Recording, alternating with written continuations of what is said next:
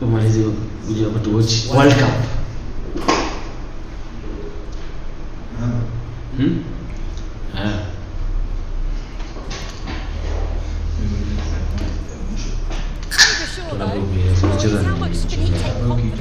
Zima hapo.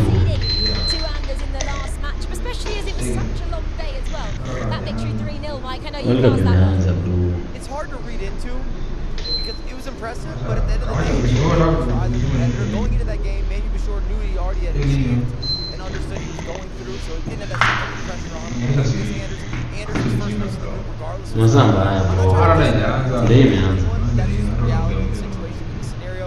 I would have loved to see that game brackets or elimination games, whole different story. Richard Manu, though, I still go, oh yeah, a head-to-head win on the records against Anders. Yes, you do. However, I do think if they do match up at some point throughout this, we all fancy Anders as a favourite in that particular game. I think more for Anders. I saw a little clip of him afterwards with the RB Leipzig Twitch stream that's taking place here. He was really angry he lost. Like, he wanted to go unbeaten, he wanted to be flawless throughout the groups. So maybe a little bit more. I don't have text now as much. Continue that run to keep on winning. And he's just such a scary customer.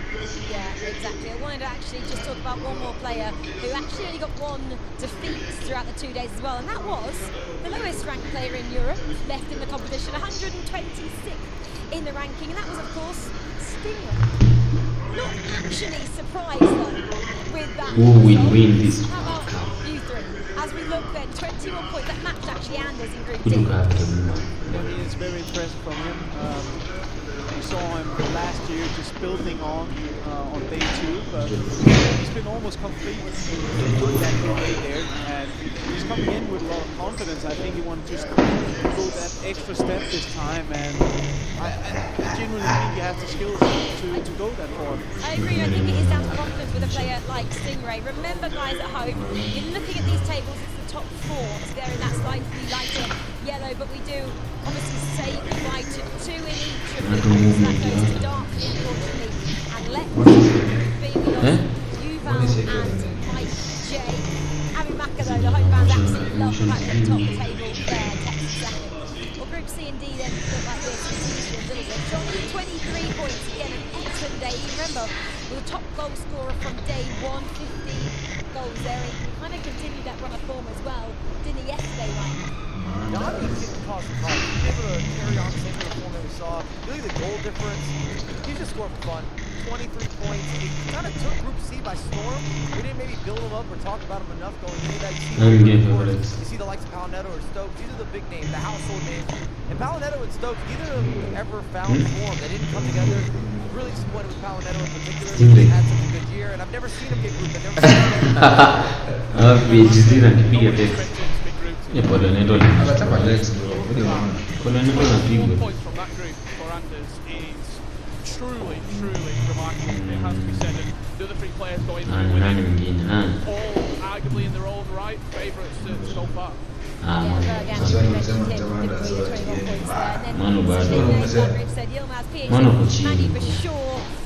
Damien, though, really disappointed for him. He did actually get the win over the guy ahead of him, and that was a runner-up from last year. That was the biggest shock of day 2. Nicholas going out. Over the course of the 2 days, he only got 1 win as well, and that was over Damien. Then he got 5 draws and 4 defeats, and this was the last one as well. Mike, do you want to take us through this one where Yilmaz just overhauled him? 3 goals he scored past him. It wasn't really close. If you want to review, rewatch, look at the gameplay, beautiful finish, first time there from Henry. Henry with the left foot. And you see what it means to Nicholas, and we talked about that group. Someone has to go home, if not multiple guys that we expected to be able to make a run. He's still one of the greatest FIFA players of all time, should hold his head high, and we'll have a reset going into next season. He's not that far away, a couple months removed, gets a little bit of a vacation here, and then he can revitalize. And I saw him today playing some table tennis, and he seemed to be in good spirits. Yeah, he did, didn't he? He kind of obviously is that really mature player, and he tweeted this though last night, eliminated in the group stage of the World Cup for the first time. Disappointed with the Nicolas is what I deserve. I didn't play well. I have known that I deserved that trophy since I was 17 years old, and I will not stop Okay, until I mean, Aggie, really strong words there, and I think we would all believe he's the player that does deserve to Cup. It just hasn't quite gone right for him. So Aggie. last year. Join Maybe Aggie. his best opportunity. Do you read into that he's still not lost hope that he can achieve it one year? No. Still, I think he's still Bro. Bado. and I would say, personally, I think he has nothing to prove to no one. I mean, he's one of the GOATs. Eka hapo I ni like Tex the way bro. he backs himself to still get that and lock that mentality. It's just really tough because you had those moments Anderson ni guesswork tu. time. This is where you're gonna win it. And now there's just coming this new wave, and he's getting older. And I'm not The saying boy is that a the older guessing players' machine. chances get smaller, because we have seen older players go far as well. But it's really hard, because even if you are the best, you're not necessarily winning this. You need to have everything on your side, the margins, the rebounds, everything.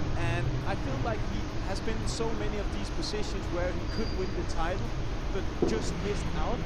So it's a really tough one. He said deserve it yesterday. So Nicholas is out of the competition, but we are ready for Rachel FIFA Ski. here. And the Jamani, World kumalizana. Cup, they changed slightly in terms of scores, don't they, right, For anyone who's been involved in the Aggregate. competitive ecosystem, 2 games, aggregate, score Yes, yes, play. okay. If we need extra time and penalties, you're going to see them. We have to have a winner, and then you see the 5-game substitutions. It's not a massive shift. The big difference is that you now have the 2 legs to work with, as opposed to playing everyone twice, but them being single affairs or single issues that we saw throughout the group stage. Yeah, absolutely. So a few more rules there. You need to get your head around at home and the players as well. The players are getting ready, and Sven is down there with one of the players, Sven, who I believe will be quite confident heading into the round. Tex bro, Tex ndo anabeba World Cup.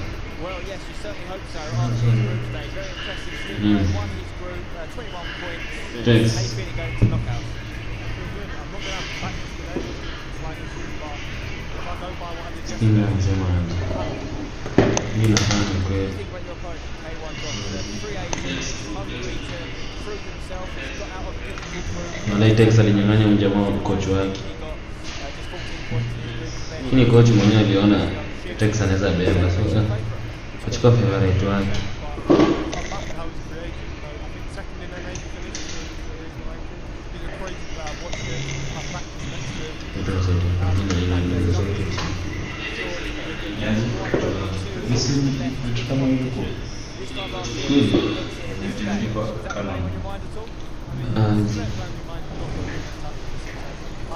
So hii ndio isikiki mtu.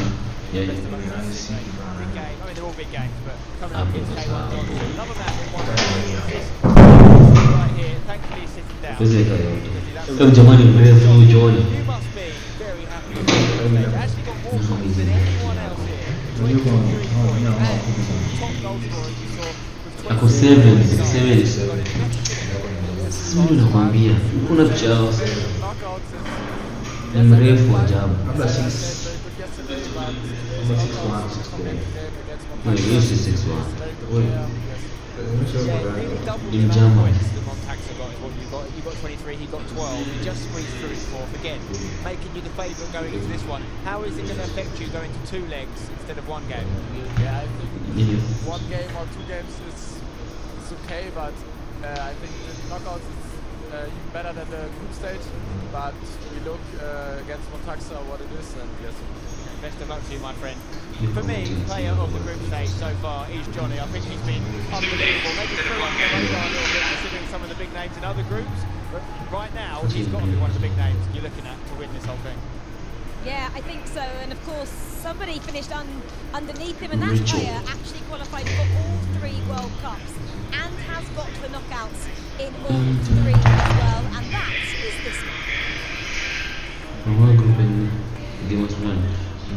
For the club, I was so disappointed because I think that we deserve more. The team that beat us, the Atlantic, was so The good, top so on the left. we deserve it. But we Oh, Broom. it's an act broke because I hope that was our tournament, but first leg 0-0, we deserve more against Netherlands. They scored 1-2 goals in like 1 minute, and they beat us. I prefer play 1v1 because I know my skills, but I think that is a tough group. Every match is like a final. My goal is to pass the group, and then we see, because every time the group is a tournament and not how it's an activity. So I never say that I am the best, I can do everything, because you know FIFA, you know that you have a lot of skills, and when you play a match like that you feel the pressure, that is the moment that there is difference between good players and best players.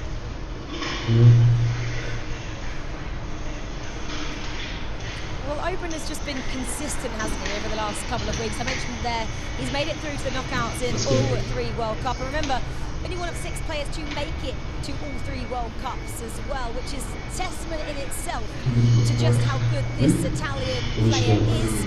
And again, we know he loves knockout FIFA.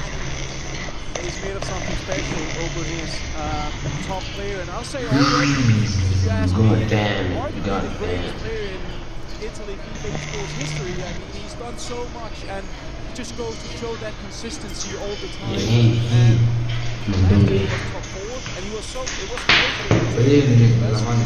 could have gone either way, so I think you should definitely not call him out. We've seen him in Don't be stupid. back-to-back years. We've seen him in the eworlcup. We've seen him in the Serie A. This is all done over the course of 2.5 years, really, that he's been at his best, and it's been pretty spectacular to make a career path. And I'd agree with August. I was thinking as you were going there, we've had the likes of Denuso talk about Principe, and I don't think that they have more success. I don't think they've had better results, even though they've had longer careers in the competitive FIFA scene. So Oberon's done that much. Also done it in both 2-2 and 1v1. Obviously got to the 1v1 semi-finals last year, got to the semi-finals of the E-Nations this year with Italy, and he said he prefers 1v1 as well. I think he's a better 1v1 player than he is. Well, he prefers it, he just said that. Just for the simple fact as well that he knows in complete control. That Italy team was quite interchangeable. They took them a little while to get to the duo that they wanted with Danny Pitbull and Oberon. Catcher sort of playing as a third. So I really do think Oberon has also got a bit of a fear factor amongst other players as well. Other players don't really want to play him at any point. You were texting that yesterday. He was like, Oberon's in that list of Emre and then it's pretty much Oberon. I think he'll have a good tournament. I really do. Why does he go under the radar a little bit more then? The people like Emre and kind of Manu and PHZin. He's not as outspoken. He's not as loud on social media. He's not as loud in interviews, and also organization-wise. When you talk about some of these guys, if you join the Team Holland Academy, I feel like you start getting talked about. There's a lot of whispers. That's the big thing. If he comes and wins this right now, if I gonna hold it good. What about them?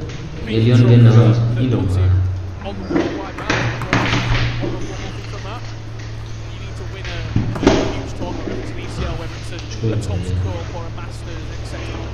Aggie, do you sometimes think as well different players should move to different organisations? Do you think if he moved one day from Exceed, I'm not saying Exceed is a bad organisation, but you know, Rich was just saying there, he moved to kind of like the Team Hullet, Ninjas in Pyjamas kind of camp, maybe he could get a little bit more recognition. I think that's the case right now, but also like the fact that he's building on to something in Italy, doing something nationally. Because Italy is one of the greatest FIFA countries now, and it's still progressing in terms of getting bigger.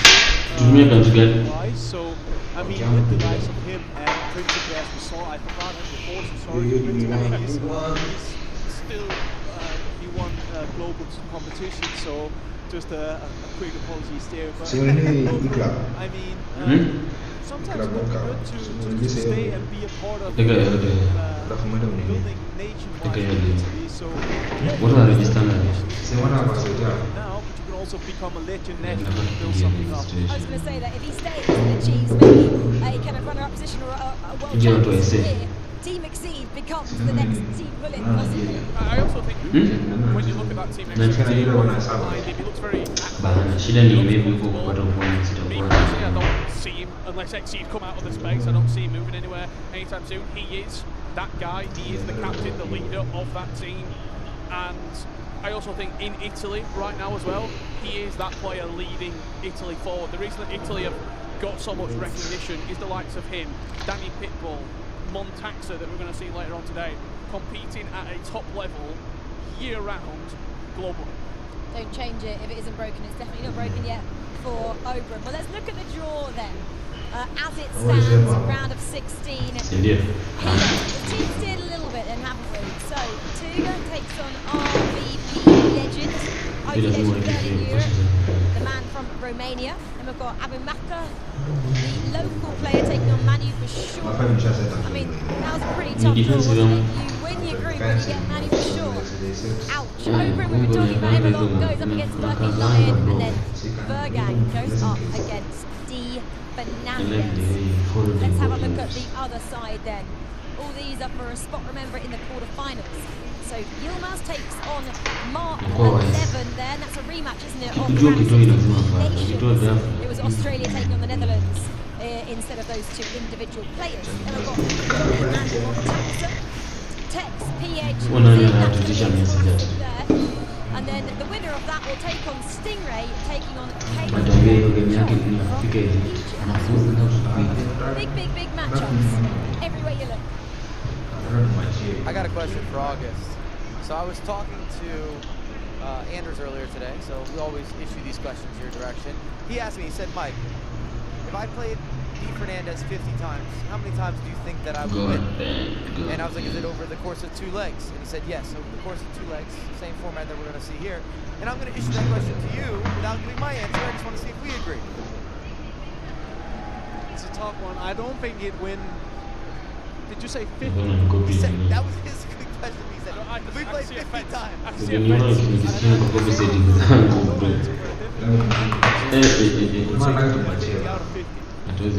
Right?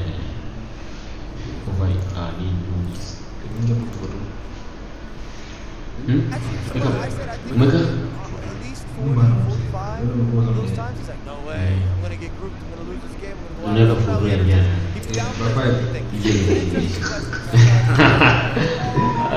That's teams. I would expect the same 40, 45. And rightfully so. Can't sleep on D. Fernandez either.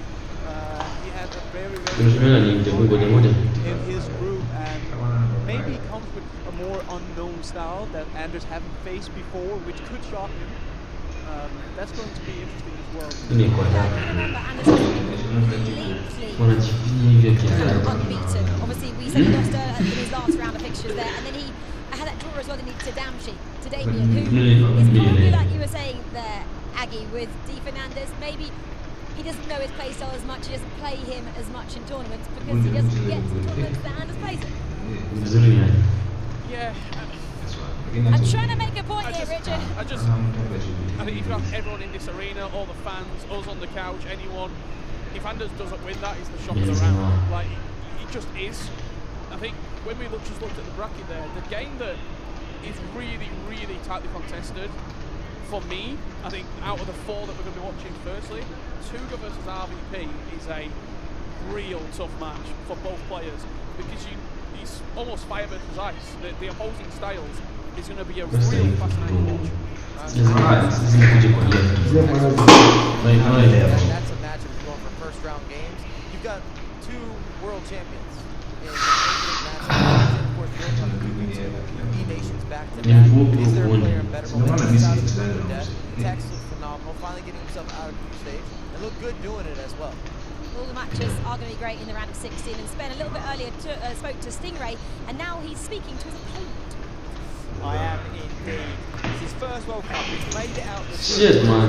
K1 John. How excited are you to take on knockout football? We are not beat. I'm so excited, especially when it's my first World Cup. At this point, everyone is good. Top 16, they are all the best players in the world. So at this point, everything will be equal. You know, my opponent is really good. But we'll see what will happen because at this point, of course, you have to be focused and calm. You can't win when you are at this point. You have to be Quit. Bekalai mshaanza bro. So you finished 4th in your group, which meant you go up against the group winner in Stingray. He said some really nice things about you, and we interviewed him earlier. He said he can't believe you're a free agent, and he knows you're a good player. The World Cup What have you got first in store position for him? Have you got a started. plan to beat Stingray? Not really, but Mambo text. this is a big player and I respect him so much, but let's see what will Hapa happen. naye nani ameshinda bro. No one knows. Hebu tucheze. Mimi sana simpia na game baby. The games are getting started now, so we're going to go over to our casters to talk us through the action, Alex and Brandon. Thank you, Spencer. Yes, knockout stages have arrived here at the FIFA World Cup. Shamsuddin kuna tena hapo tume friendly hapo tu tuwapige. These 16 players that are looking Ama kuna nani hapo kwa nyumba tu tupige tu vitu. to get one step closer. Sima busy. Kwanza next FIFA tunaingia hii club World 16 Cup. and quarterfinals are coming your way. Here's the first one from this side of the Piga hapo kwa goal ya game. Okay, line to European talents. Obra had a top 4 finish last year in the Eworld Kayo Cup. Saka. Okay, Ziva line, bei. the new German name that's come out of that pat scene in Germany. Bekalai mzeni busy. Kama analemeka kiwa mdogo. Very difficult game for both of these players. I think it's a opposite matchup in play style. Burkane Lion can be so aggressive in that attack. Speaking Burkane, should have maybe took the lead there from that chance, Alex, as you were right to say. We'll pick back up on that point in a second as this chance does come in and in the end comes to nothing. Yeah, Burkane Lion's such an aggressive player. He's so free-flowing, looking to go forward in pretty much every opportunity he has. Oberon, we know the ability and the skill that he has in that area, but at times can be a little bit more patient in that build-up. Some contrasting play styles. We'll have to see how Oberon showed this time last year, whether he can repeat and make his way forward. First time here at this event. He's already been so close to trophy-wear this season, silverware in the BBL. Just fell short of that. Virtual Bundesliga. After this attack does play out, let's jump across to another game that's currently underway in this Riyad round. Mahrez 16 first minutes game. playing now, there'll be 4 more a little bit later. Ndio hiyo bao. Stingray. Nimetrupa sijajua hapo kwa pili. Chini kujua. Basi bao. Ni live. Egyptian player as well to make it to an E-World Cup grand final. And I think he's a player that many people maybe didn't expect to be here at the World Cup and at this stage. And he has just proven every doubter wrong so far. Massive Stingray here though. Looking to take Ai jiji yake wanjona muuza wanachuma. Vanja. against the best defender that's left in the Mimi nakosa competition. Vanja tunatumika kwa He's haraka. seen 9 goals throughout the group stages. Hiyo He did felt at this stage last year when he played against Tuga in the round of 16, but it just feels like there's something different in the air this time with Stingray. something different in the air, definitely, for Stingray. A much more mature performance across the board in those group stage games. He was consistent on day 1 and day 2, and that's going to give us so much confidence going into this match. Mbona una control? Game. Bro, mimi hapo lazima kata bado mzee. Quite an interesting story, isn't he? Originally from Egypt, moved over to North America to study. Hence that's why he qualified through those North American rankings. He's a top 2 player in that region. Came into this one with not much expectation. I'll tell you what tournament he has had. Mbappe na Pele. Or not 20 minutes played here. I hear we've had a goal 3 players chochote in another game. Burkane against Obra, which way has gone? Has he gone the way of the German? It has again. It's a massive break of play. He had a chance 1 minute before that, Alex, where he just was able to break the back line. Williams. Let's do it again. Let's go na Pele. Oberon made the decision to take that goalkeeper out, but he was just caught in no man's land because he couldn't really make a diving save. He couldn't really get his feet to do anything, to just put something to stop that ball from just trickling past the goalkeeper. Burkane Lion though, breaking in behind that defensive line. Economic Commissariat bro, hili tunaini tena. For a second is the player of FC St Pauli. Sorry, the ball bounced around the box. Why has he been so impressive? Is there just a level of like, there's no expectation? It's his first E-World Cup. Look at the German names that aren't here. The defending world champion isn't here. The days of Mo Alba and Megabit, we haven't seen those guys for quite some time. No Dolomite, no Levy Finn. We're looking at Johnny and we're looking at Burkane as those 2 German players, which don't get me wrong, are superb. Is it a new wave of talent coming? A new wave of talent. Bekalai ameshafunga huko. So when we talk about the competitive season and the structure that we have. These German players, they're both in the Bundesliga season. Kylian. They are the last tournament that plays in terms of the domestic league, so they just have that ability to have their practice there, get through that tournament, and take whatever form they have into the play-ins, into the playoffs, and then into the World Cup as well. That for the German players can be just an added bit of benefit when you're playing competitive FIFA week in and week out. Speaking of FC St. Pauli's man, Burke Lion leads by 2 goals to 0. And for a top 4 finish, it's looking slightly worrying for Obron. Hesitant goalkeeper movement there. Or was it just bad goalkeeper? The goalie's Cooked. Jadi bakalan apa Bruno Fernandes. Obron had an idea, but he's not been able to pull it off there, Alex. It's something we do see every now and then when that goalkeeper movement, instead of moving them directly across the face of goal, you just move them back to the line. The reason for that is you're trying to catch the opponent out. They see that little bit of goalkeeper movement and maybe look for the near post. Burke Lion, though, he didn't hesitate on it. He backed and finished across the face of goal. Exactly why this player goes forward with intention in every single attack and puts pressure on that opponent. And right now, doesn't seem to have an answer to the way to go. Well, it's another round of 16 game that kicks off between Montaxa and Johnny. It's only sort of like 10-50 minutes into the game we first heard about, and now it's a little bit later into the tie. There's been a goal, no surprise, it's gone the way of probably the tallest FIFA player I've ever seen. 29 goals he scored in the group stages. He's continuing that form, and a lot of players have been speaking behind the scenes saying, watch out for this man. And for Johnny, that interview with Spencer saying about day 1, day 2 group stage is completely different. Let's get to knockout FIFA and hopefully look to continue that form. Well, it's well. Back to K1 John against Stingray. It's the Egyptian FIFA player looking to elastico his way in around the box. Still in possession, he's made it hard work so far for Stingray. Who had, you know, you can argue not the best online year FGS player. His energy was in the French league. When you've got a French league that's so many weeks, it does take so long to keep it up to what's your best chance to get into the playoffs? For Stingray, it was. I think as well, when we look back at this time last year, made it through to the knockouts, and it was 2 Montaxa desde Bova. Then the first time. Who left it late yesterday in Group A, just about putting himself through with 12 points, pulling himself back into the tie. And for a player that doesn't concede that many goals, Alex, Montaxa starting to look a lot better. It wasn't the only goal that has got in. Burke Lion Obron have a goal over in that matchup.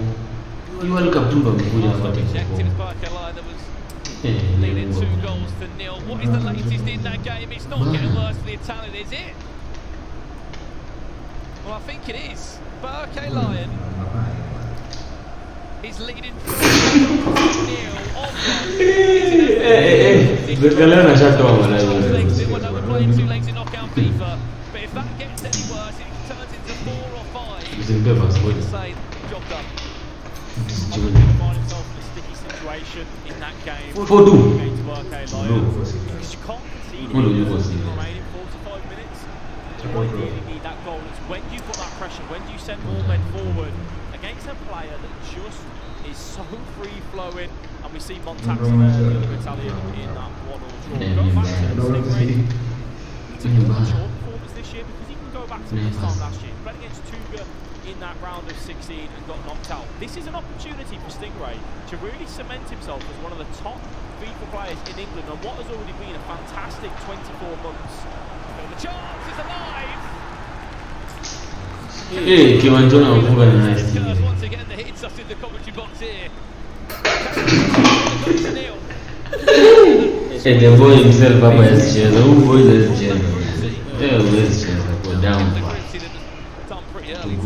The gap between 4th and 5th was quite heavy, but what a start for him against one of the best defenders, or sorry, the best defender left in the competition. Stingray Jr. is 1 goal down, but back to your point, performance, himself back in this tie. He did before. Of course he can.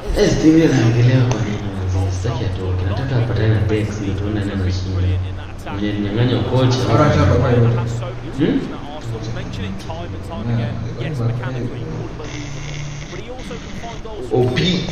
That's going to be time over the tops. His through balls, some of the most precise passes you will see here in the World Cup. Plenty of time for Stingray. It's nice to see him not looking too phased by that. You'll be happy to hear as well our last round of 16 game in our first sitting of RVP legend Tuga has just kicked off as well. Keep in mind there's 4 round of 16 games now, and then there'll be 4 more following. Ilmaz versus Mark 11 group. Dex bitches. Dex akishinda na Stingray anashinda wanapatana. Na Dex ananyang'anya Stingray coach. Oh shit. 16 becomes 8 here. The biggest FIFA stage of all. The World Cup Grand Final. RVP legend Tuga. No, it's scary. Nimetolea guest This account. game, Alex, this is the first time Tuga now moved back to two-legged FIFA. Ilmaz na Dex wanza patana tu semi. He can just grind you out in these results, whether that's him Anders disciplined, anapatana na mina wa hiyo game yetu. having the ball and making you chase shadows. If Tuga gets a 1 or 2-0 lead, Tuga he's probably manubachora. one of the most frustrating players for you to try and come back against. On the other hand, RVP legend, the last month or two in his rankings, he just came into a world of his own. In Europe, and that match throughout the group stages, yes, only finished third. That group was so tightly split between first, second, and third. It could have gone either way. I got you, bro. Yeah, you could argue it was quite surprising, Alex, that he finished third in the group after what a dominant start to day one in the group stages, where it was full of goals, scored 23 in the end of the group stages, and still is an underrated player. You said he did finish third in Europe. That came off the back of an FGS win that he did claim up quite late into the season. I mean, he's a player that you have to keep an eye on. Very good in the offensive third. Tuga will have his work cut out. Question marks over Tuga in day one after he lost his first 2 games. Suddenly, changing play style. He said, do not write me out. It's my third FIFA eworlcup final. Hey, And I kill, bro. We have to give credit to Tuga for that. Amen. There was times where we said, is it going to be a repeat story?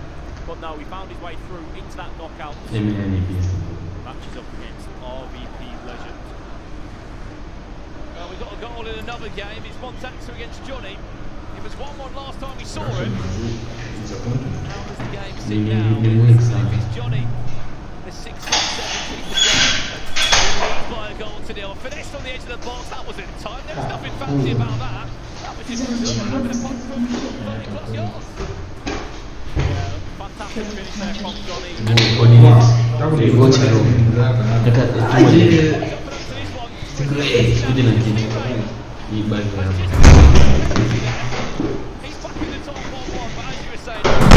Mas that will be true.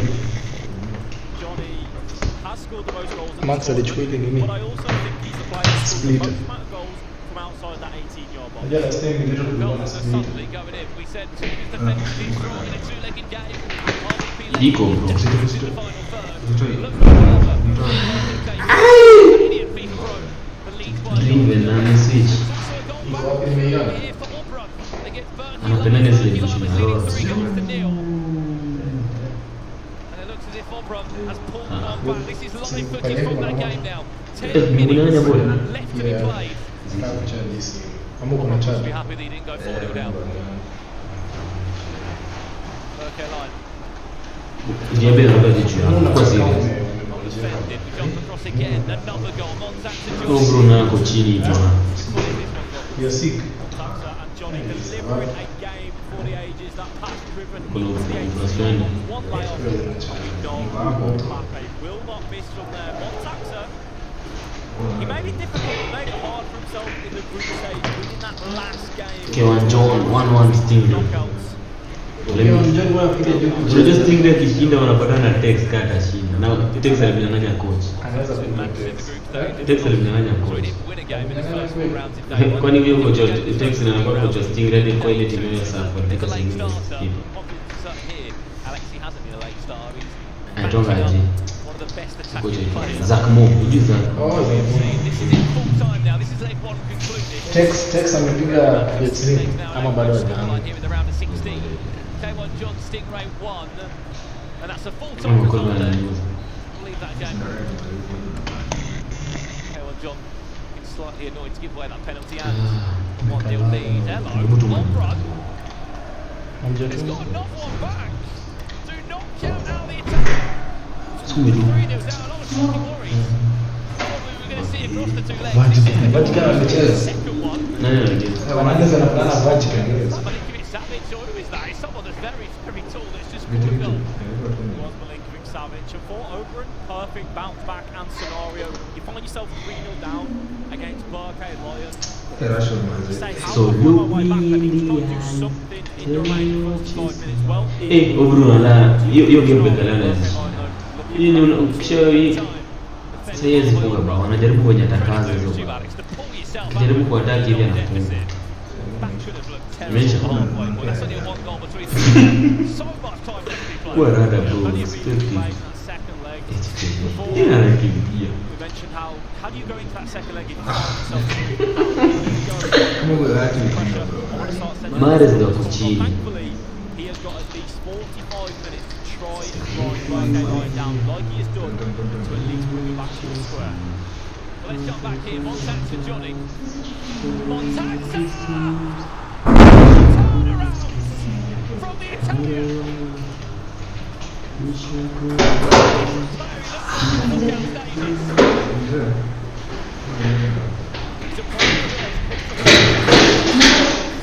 When he gets the clutch moments, he's done it at the E-Serie time and time again, but he just falls short as he gets through towards that final. But Johnny looking to come straight back.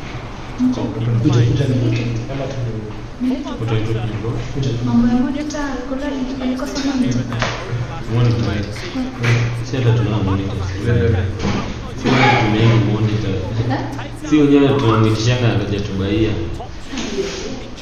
Monitor hata ni ya nini? Tunazo tunatumia TV. Hata mimi sipendi monitor. Got a long way to go though, a lot of people left to be played. Johnny will get that last attack with 4 minutes remaining.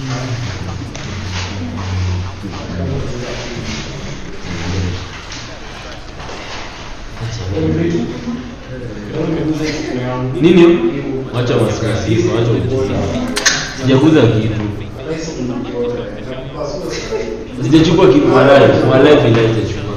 Acha ujisikia. Sasa nichukue kwa nini? Tuko huko chini, sijaweka kitu.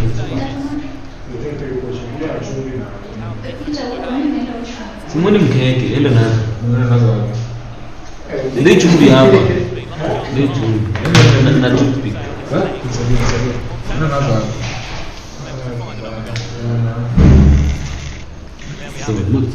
Johnny ni mnoma, ako mbele hivi. Hiyo cheki. Hii sana. Tumpi.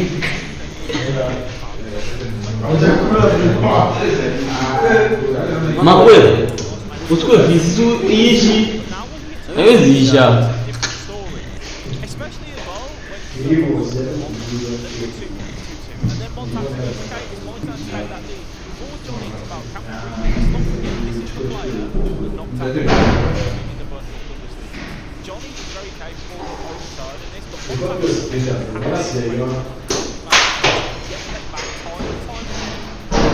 Wait, hebu cheza game. Just on the 80th minute mark. See Mbappe there. Kuna switch tu. Kama imewekwa bado. Brandon Williams. Kwa chini bro, yeye ni kaka leo. Suddenly he's way back in the tie now, heading into that second leg there. Wacha kugesi. Tikio bao. Highlights.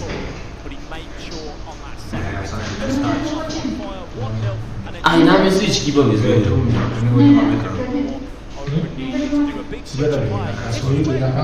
Tomato. Jua kuna hiyo imeandikwa chini.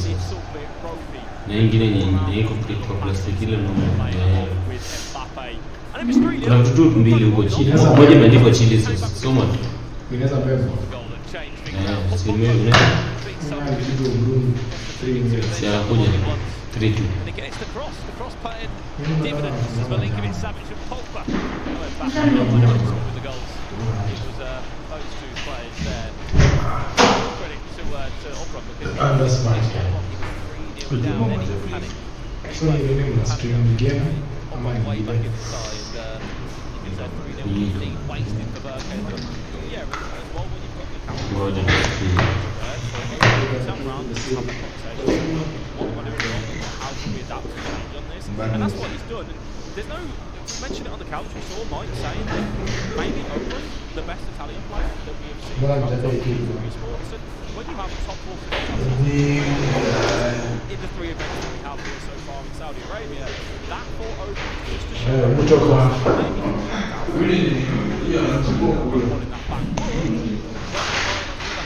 yes, going to be very disappointed to not have a bigger lead. I think it's now a battle of nerves. What am I really thinking about this time? It's been so close. For example, and over we go in a game. Momentum to make. Let's go out. Get that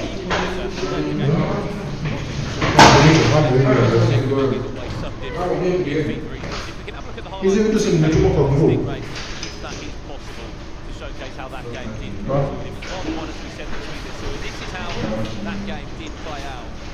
K1 John did take the lead in this game and a couple of chances on the field before it. And we're sitting there thinking K1 John, probably had an incredible tournament. He wants to go with the attacker, just kind of evading the challenge. On the heels, but cross coming through, defender just tries to get it away from the attacker. Kipa amejifunga hapo. Ngoja kuja. Pele that stepped up with confidence to put it into that top right corner. And a game which for both of those players, okay, yes, John hasn't been here before, Stingray has, last year up against Tuga.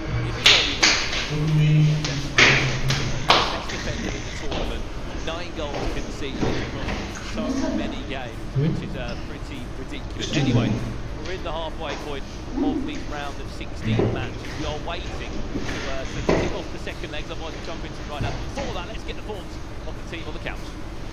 Yeah, thanks so much, guys. Well, lots of activity then on the arena floor. A lot of the games are going to jump straight back onto the virtual pitch and get going because you know what it's like. As soon as you're in the zone, in the moment, you just want to play. And then you come back here and sit. You just want to get playing and get that momentum going. So you can see the matches have started. Obviously, we'll bring you up to speed all the analysis when they have finished. But for now, I'm sure we can jump back to Brandon and Alex to take you through this. Yeah, thank you very much, Rachel. Back on the way, we're happy to say, in the second leg. But back underway if you're an Exceed fan. Your eworlcup has remained alive. The Italian job is fully underway. Milinkovic, Savic, get your right foot through that. The Italian job. Milinkovic Savic. Mambo ni kama mshakamba. Walai 3-3. Nikwambia. Akili yake sasa iko kwa game. Bekalana alikuwa 3-0. Who has got that ability to take it through and all of that momentum. Alishabakiwa. Alikuwa chini Nicolas itaona kuna kwenye angecheza.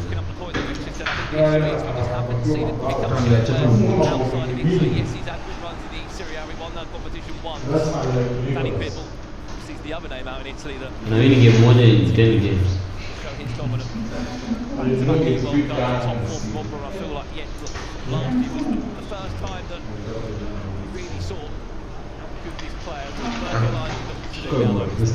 But it's how he's so confident.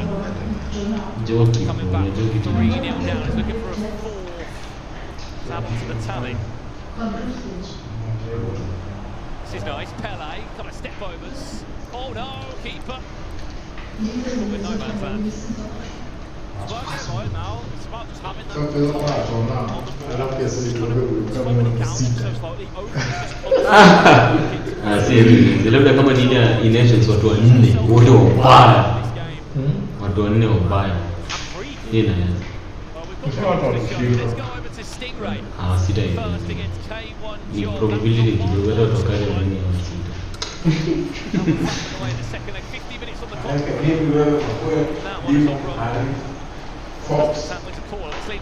Tunaweza kupigia. Alafu ongeza mtumikie bado kifanya. Ndio ndio tunaweza kupigia kitu.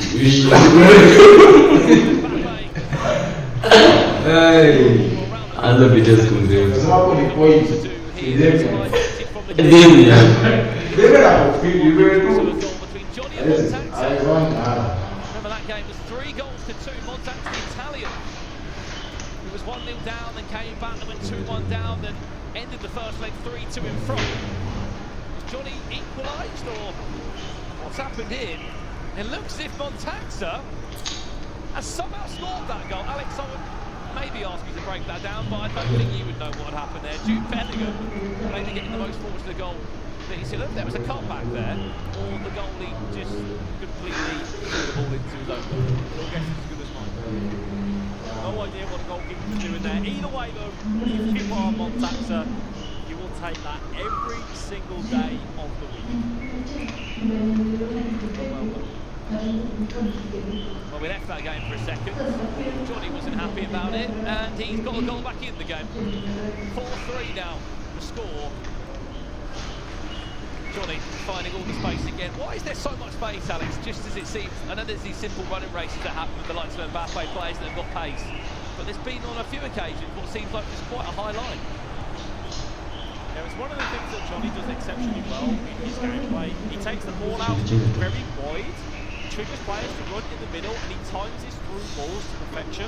But the way he makes the ball come out to the wing, you just have those runners. The opposition sometimes just doesn't quite catch it, and that's how he's just penetrated in on those high defensive lines. Montax and plenty of the players look to run. Well defended in this occasion by Montax. So we're hearing there's goals galore. Stingray, K1, John. What's the latest there? Stingray was leading 2 goals from the open scoreline. It is a couple one. I'm telling you what, inside the boot pass. Milinkovic Savic doesn't hit his head this time. Just touches it down. It looks as if last year's round of 16 exit is not on the card this time round for Stingray, who's got his eyes on the quarter-finals and much more. Yeah, brilliant German cross from Stingray. We mentioned how he has so many tools in that Arsenal. He doesn't just attack in the same way every single time. He tries different methods to break down that opponent. Milinkovic Savic at that back post, beating that back line, and he just has to compose and lay it off. Tunafungwa aje. Ndio ukidefend peke yako sasa ndio vizuri. Kwa tatu ndo mbaya. Kwa offside hapo. Stingray. Unakuja kamba. Wala Stingray versus Tex. Shit. Ya kitupiga atakuwa anasimama tu na celebrate. Alex heartbreaking in the Club World Cup final in a 2v2 environment. Saw Tuga going with that straight in sound by in around 16. Just being at an E-World Huyu hapo chini. Huyu ni wenye hata sasa anashuka na hiyo kichwa. Unajua hata sipatana na Tex na Stingray looking for another one, Milinkovic Savic. Unless wangeweka tu under sisi ya Tex ni. Nine on the header. Because we've been here before, we've had that experience, and experience in FIFA, yes, sometimes you have players come through like Antlers, but coming to their games, Stingray, Yeah,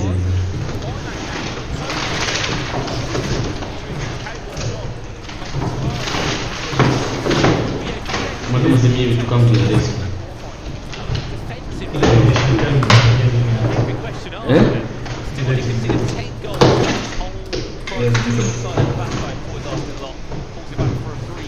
Look me in the eyes, tell me what you see. Oh my God, my boy. Let's stay with this one till half time, then we'll go elsewhere.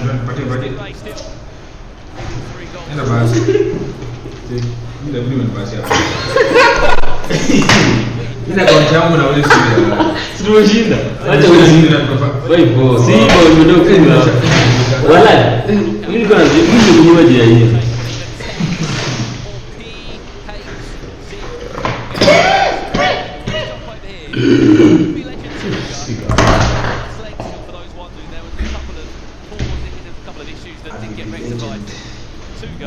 Legend ako fiti, but the next the next day. Fuck.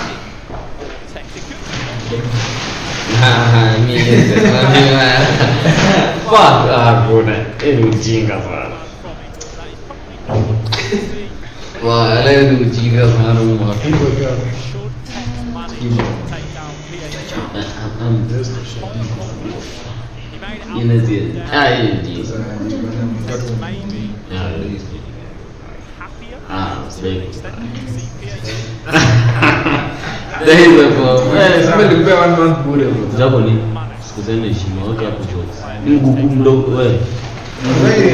Sasa ubai socks tutaona twende unataka wazio zile bai. Hizi zangu za kuvaa hizi viatu mimi nahangaika.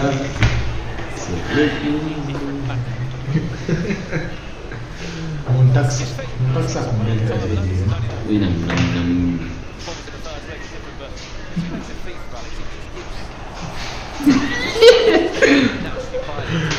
Obru ashapiga umzi, asha tense. Ana experience. Put it all out. Certainly don't put anything out. That's all on the game, then 0-0. On this occasion, here's Johnny. Different on the court, equaliser. Frankie de Jong driving the ball forward. Went through the Wewe gani? Si kitu ndogo kai. Si ni TV ile yenye Jojo alikuwa nayo. Jojo alikuwa nayo. Example there, de Jong lines it up, let's not flash further straight away. So many players are like, I want to create. Give me a finesse shot, give me a tribunal. That's fine. Usikimbia haraka upunguze. Nenda kutumia kwa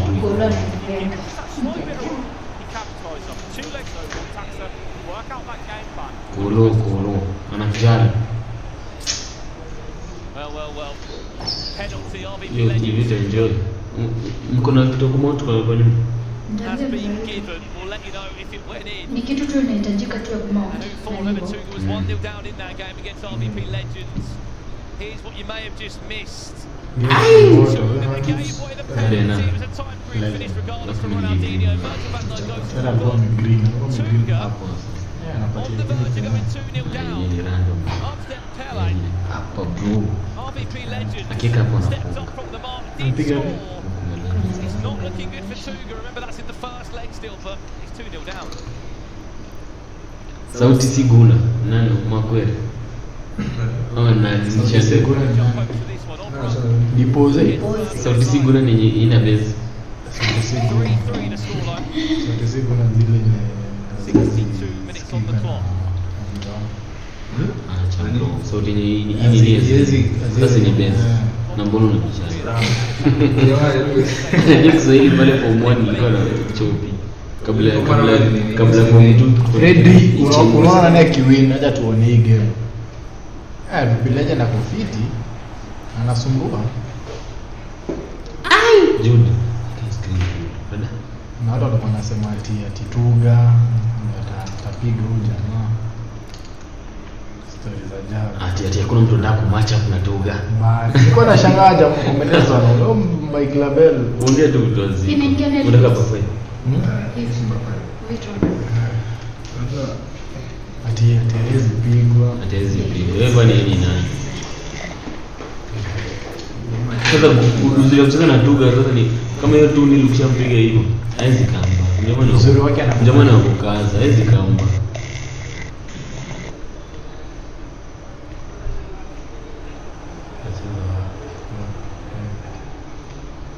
Ndio ndio kutoa sana.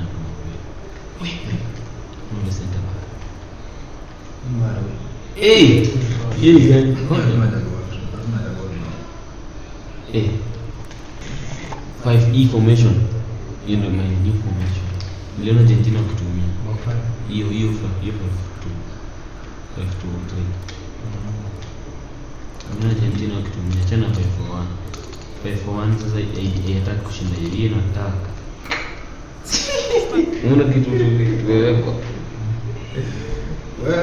Kunaendeleaje? I think game for 3-3 sasa.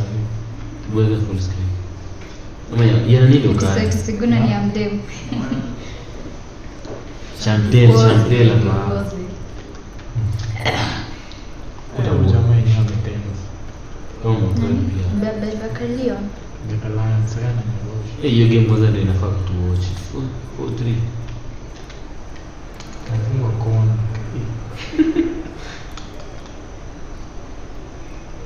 Na kuboto 3 lakini na kona.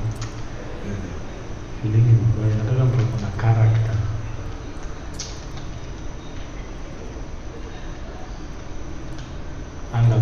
Anders pia Kwa 3-0. si mbaya. Texas kwa win na msupport pia. Nataka Texas win.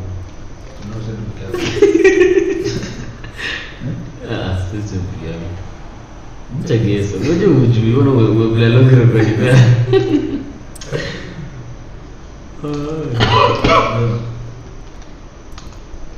Elastic Sana huyu jamaa. ni elastic na jamii. Anders naye hapana. Anders naye ni guess of mingi. Yule Anders hakuna gezo. Bure jamaa anajua. Unaona kitu Anakuja tu tena kuja. Unaona kitu Lamps alitweet. Anakuja tu anataka. Uliona? Anapata striker na guess kitu yote inakuja kwa. Kuna kuguess. Alisema huyo jamaa ndo the best player. Jamaa tu mimi meta, anacheza tu FIFA. Na anafunga. Hata tumia meta step over ni meta. Basi yeye ndo alianzisha Sasa si yeye ndo sasa ni meta. Yeye trigger man sijui manini. Anacheza tu FIFA. Sasa mimi tunasema Acha hizo vitu. Sasa hata watu wafungani hizo sana. Ati kuna wasema nakimbia kina Ilma. Ilma kwanza game yake huwezi kosa kuweka hata Badubachore. Mfunga sana. Huyu mwingine. Mfuga kalani. At least. Kwani wewe mzee asipiga trigger na ni green. Kipa ni moto hapa. Positive minus. Mimi nimetoa unaongea ni kwa wanangi hapo au tatumitua natoa. Anaweza kupata point 21. Hiyo group ilikuwa rahisi. Ati hiyo group ilikuwa rahisi. Wewe wenyewe unajua. Lakini hakumaliza ni 10. Tulimpiga hapo game ya mwisho tulimweka. Hiyo game ya mwisho ali lose tu. Azi bro alikuwa anataka nibite, ni usema ati alikuwa.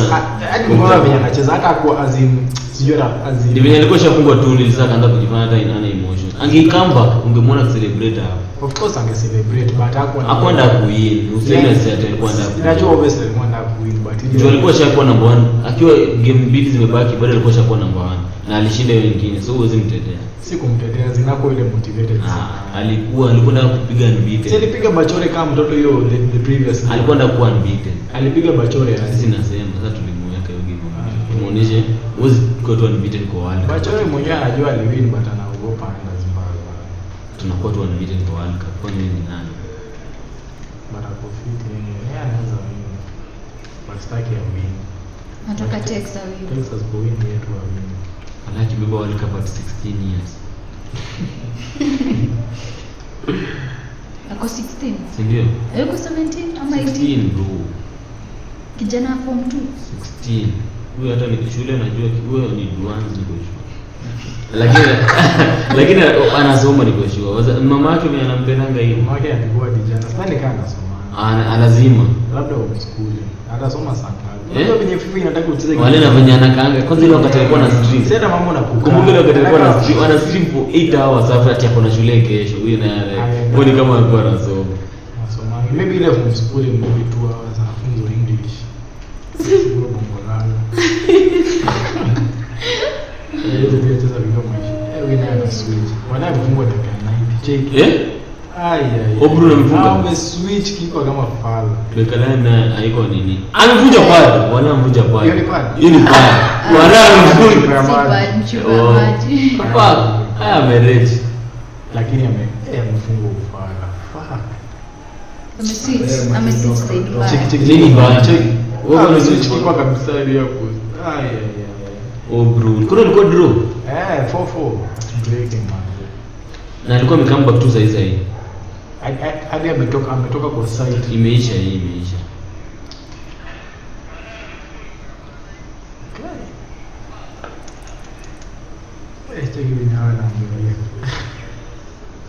Super. Unatu. Mchoyo. Anmare. wajinga sana. Brun lucky man. He wants to make it 3 Germany. Extra time here. Streams kadhaa. Chance to do Bellingham.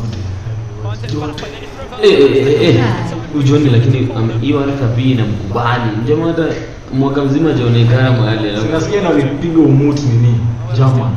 Ile si anachezea huko German. Alipiga umuti nini German. Wewe Bundesliga. Kile sasa yuko amekuwa top 4 kwa nini nasikia nani akisema nini? Top 4 gani? Sijui top 4 gani. Tumekuwa anadilani. Nilitoa tu hiyo mfuati. Mimi nimeona tu kwa planes ndo alipata hata yes yote ya playoffs. Alipiga hapo text, alipiga na Nito.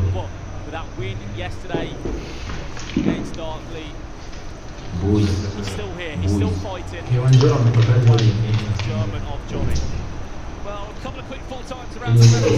Kiwanja niacha kama anapigwa. Alikuwa ameanza boya kwanza niacha kama nipigwa. Na wanapatana text bro. Hiyo game itakuwa moto. Tuga's first leg is concluded after 2-2 result. Remember, he was 2-0 down in the game. Unajua Tex anampigana. Niliona ile ni England wakiwa pamoja.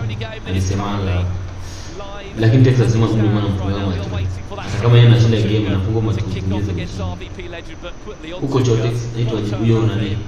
Alisema Tex hapo anatumia mamleta yote glitch manini hapo anafunga glitch ni sahihi naye anazifunga mimi hata kwa hiyo nasi anatumia sahihi ndio alisema yeye Tex afunge ball yote piga bachi nyingi sasa hiyo ana at least ziko kwa game yake. Unajua kuna wakati Tex anafunga tu ati bao amebuild up tu vizuri unaacha kutotoa hiyo sio imeenda after nikiweka mainstream sana kama zote zote ama kuna ile inaendelea inaenda hapo kurudisha hakuna nyumba I mean, one game has to give us penalties. Eka kama mainstream hata ni kama ni hiyo imewekwa na plus comment. No, you don't want it, Brandon. Ni compliment. Not a nice way for these players. Yes, the viewers at home and everybody in the arena Yes, just sat enjoying watu Kila mtu wanapiga kuna ndio. stage yake. Kila mtu kuna place yake kucheza. So siwezi cheza. Unacheza hapo. Kocha wako anakaa hapo. $40,000 penalty shootout as well. Just to add that extra spice into it. Get nervous. Ndio unasemanga zinaongeza. Kubuza kwa chini ba. Hata tumshike. Ni mwenye tu hiyo World Cup na pressure kwa. Lakini mkali ni mkali. Mimi najua kitu inafanya na funga kama nyama. Yeye anakuwa attack constant. Straight. Sasa unajua nafanyia kitu pressure hapa bro. Mavazi nao anapiga nduru. Huwezi cheza bro. Akili yako haiko. Unajua tu kama kina Nicolas wanatuliza game so hata unaweza pata time ya kuifanya. Nicolas anatuliza game. Hata ana attack from Monday to hiyo ndio inamsaidia. Hapo vita unafaa kukua hivi. Unaputi pressure na pressure.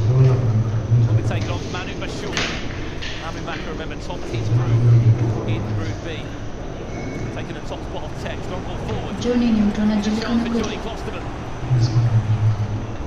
mimi nimeona tu kwa players. Sio nani anakuliwa na kitu.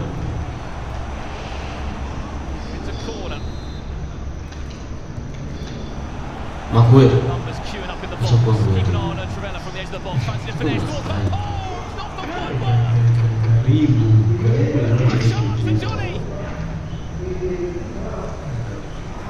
Pige mtana. Montax pia kwa hiyo alikapiga mpaka akiwa form nzuri. Manzi alistruggle kwa but uzuri alikuwa. Haiko form yake kama Syria.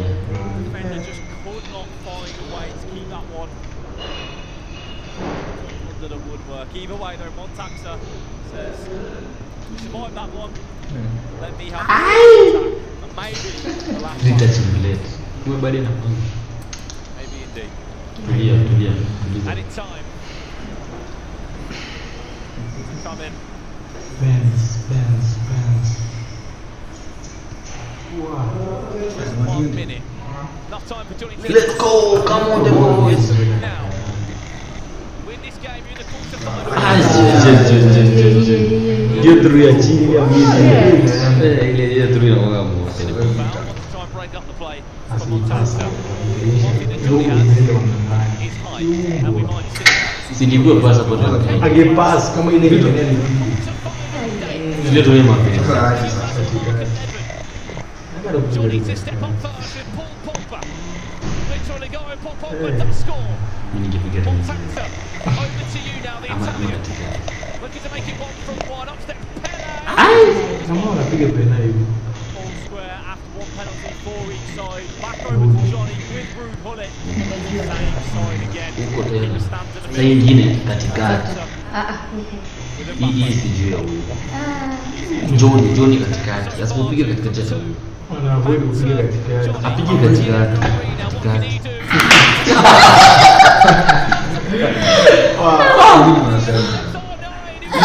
Nyingine pia katikati.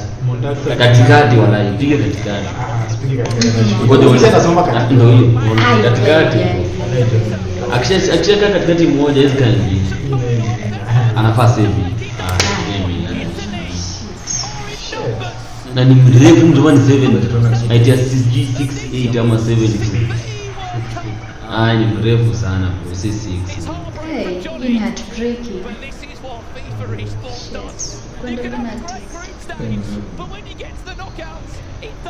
20,000 guaranteed. 20,000 in Kenya shillings. This time yesterday was thinking this tournament was going to be over. He won that last match to make his way into the last 16, and boy, had he took his opportunity, taking down one of the favourites in Johnny. Commiserations to Johnny though, who has put on a fantastic display throughout this tournament. But he Hapo beats his kuna match. range. This is the margins though, Alex, isn't it? The margins for looking Lamborghini. Hii club tulikuwa tumeregister. Unajua naanza lini? Unajua naanza lini? Disemba. Hatuna hata squad. Tunaweza cheza hii club. Shida ni hatuna hata squad. Maybe a gift and moja tutao. Sisi nyinyi watu muhimu mtacheza hii. Mimi natafuta timu. Hata hii mwaka kwanza Nachukua teammate wangu hapo Dimo. kwanza kuregister. Teammate wangu hapo Dimo. Tunaingia kwa back 6. Unajua inaleta kwenye back 6. Kwa EFC. Sisi mimi na wanaleta formation ya 6 defender. Ndio mtakuwa bora. Hiyo ndio sasa tunatumia. Nimeona kwa leaks. But sidhani. Back six, how? RVP na nani hii game ijaisha? Mashine kwa secondary. Tulisema tutungeze kaomba. Sasa unaona ukishakuwa tu ni hivyo hapo za kukambakiwa. Yes. Nice.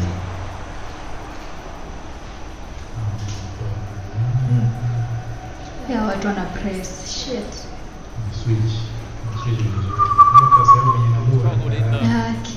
Na Kenya sidhani kuna mtu ana switching hiyo. Was forced to change his play style, change his tactics. After that, I don't think I've ever seen a Hey, more attacking wako so quick. Ndio kuswitch kwa what we saw. Nini? As we said, 3 of the round of 16 games are done. wote tu most Missed the head, Jiwe through. Kuswitch wana switch vizuri kabisa. Shit. K1 John Kenya leading ni the tournament, so uwanja did Johnny. kuna.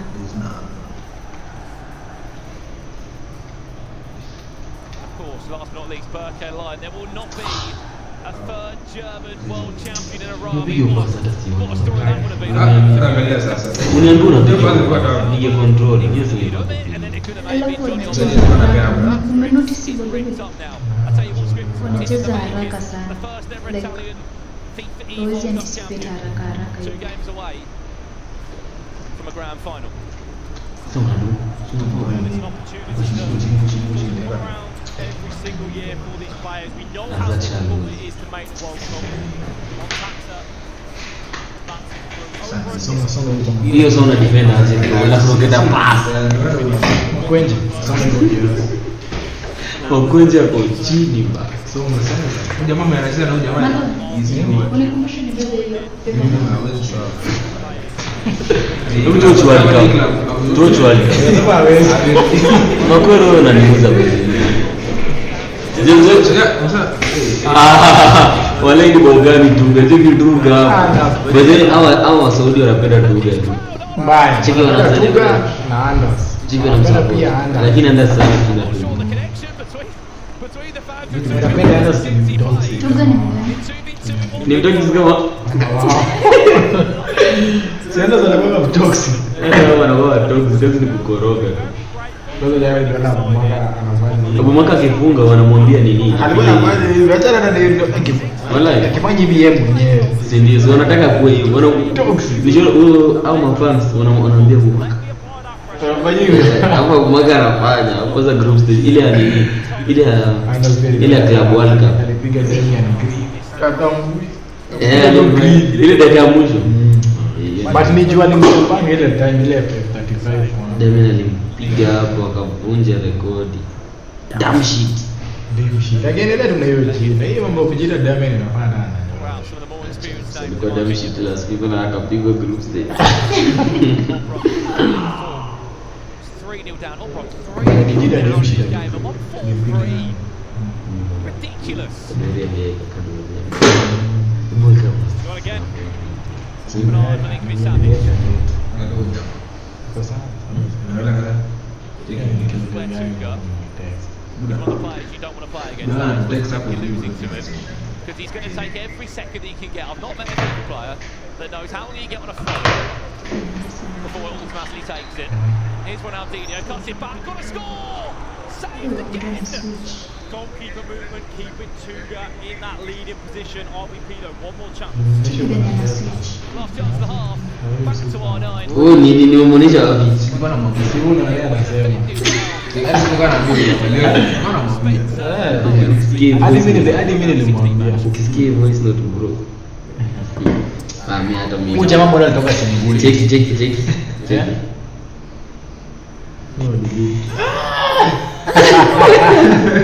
Wewe unafala, sipendi ufala. 12 points you got in your group stage. Johnny had 23. Did you believe going into that game you could make it? Yeah, of course I believed it because the stage is different. It's best of one. It's not the best mode. Labda anajisahau. I know Johnny was really good. They Hakuna attack. vile inaweza kuwa lucky I studied him before the game, and Kuko lucky. and during the best of play. Lucky wapi? Sasa si Johnny pia kwa chini, so ataweza apigwa. Johnny yako fit. Flag in the first half. But hiyo ni ufala. Unamalizaje na bwana na hizo point zote alafu Pretty well. Then we went to the penalties, and it was impressive. Mimi shida ni hiyo. But if they continue to play games like that, So umeshinda kukifikisha. Umeshinda kujifikishia. Umeshinda kujifikishia. Umekuwa umepigwa hiyo game. Acha sana kufikishia hiyo. Within a fraction of a second. I won't just play. I just want to play where it is. I want to go. Best of luck to you. Do not write off Nini? Mbaya.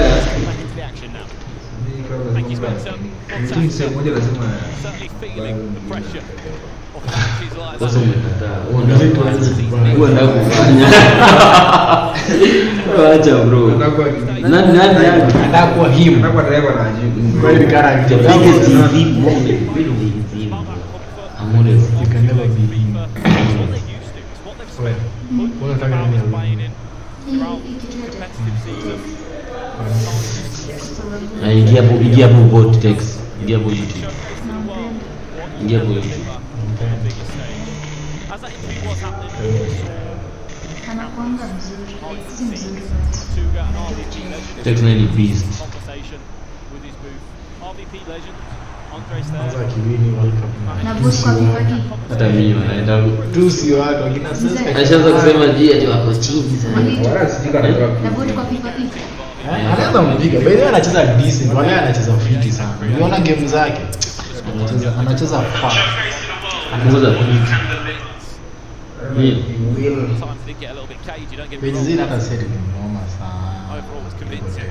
Nimefanya hata yeye si mnoma kuliko tena. nani Katikati ya Anders I think there's very few players in the world would probably say, let's go out there and match. Hapo mpaka wacheze ndio tujue.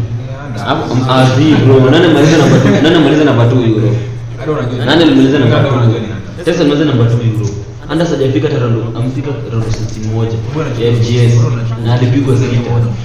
Alipigwa bao 6. Mbona asicheza kwangi? Ashinda hivi. Mbona? Representing Romania. That's how proud that made him feel. Looking for a way back in the tie, 3-3. Mbappe could twist and turn, he goes through the legs. Amfunga goleza. Kweli? Na amesimama nini? Yeye amesimama. Anasema complain. Ati twende RBP legend, alipiga mauba 10. Nikwambia alafu anaanza kufanya kwa kamera hii. Akicheka Rajabu. Kuna siku amepiga text mbaya. Na kwa stream yake. Jamaa na stream mingi YouTube. FIFA naye after to shinde ile nini? After to shinde ile inaitwaje? Ile FGS bro. Amepata maneno mingi. Mbona by the way nilikuwa nikuuliza mbona kutoka timu Gullet? Si contract tu. Na watu wengi walikuja. Na form yake hata ilikuwa. After ametoka ndo form yake. Hiyo ni boya ufala. Lakini amegreen. Hata kama. FIFA nayo kuna hapo. Jibu utafunga. So wewe kuteta. Si kuteta zinamefungwa boya ufala. Ingeuma kucheki bwana. Hii boy inauma. Unafeel keeper ni. Pia anafunga hivyo. Unajua bali nasema. Tuko kwanza. Goals Unafeel unaweza save. King of scrappy goals. Actually ni tuko kungama goals ufala.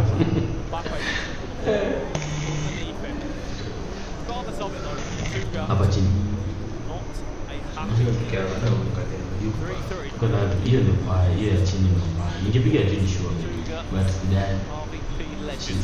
Have to remember, RBP Legend was leading the game 2 goals to 0 in leg 1.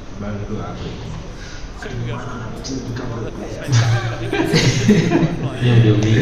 Bado anasema nani sema? So waseme wacha waseme. Watasema nini?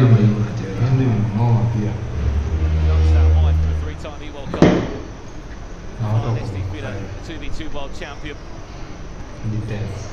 Ilitext ameingia back five. Anatumia vizuri. Hadi anga zinaitumia ili mwanzo.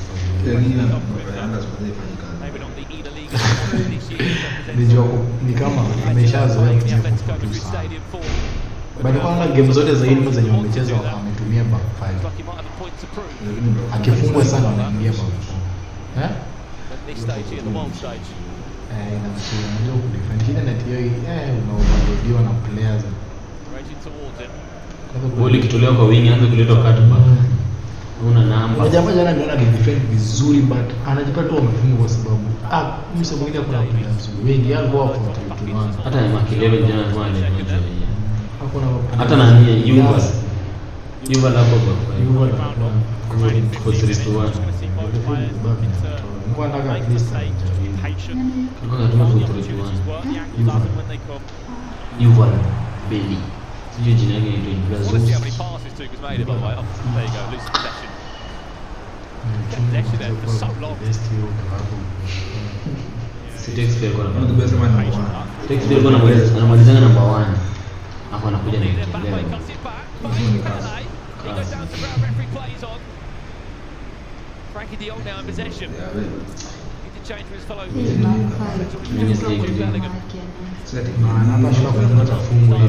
Tunga kamba driven mzee. Hapa amekambakiwa mara pili. Luminous orange. Amekamba kutoka They stand strong for this last attack. Yes, they will. wanataka tu na Game yake manzi.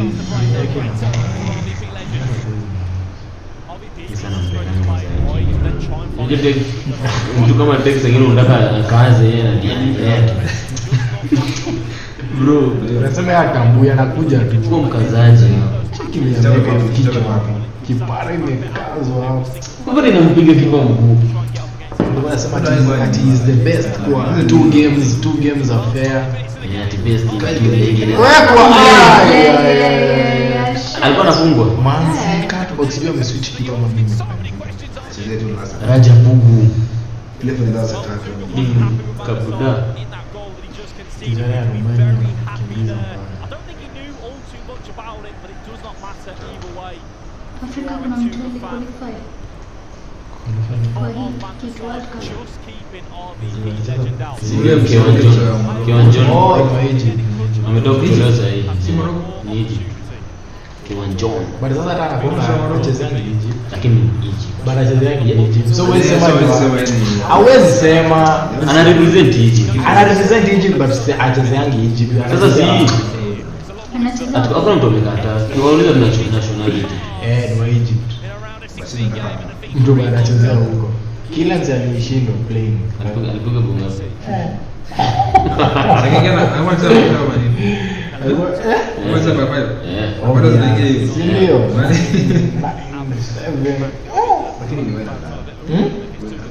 Inalala alikuwa huko.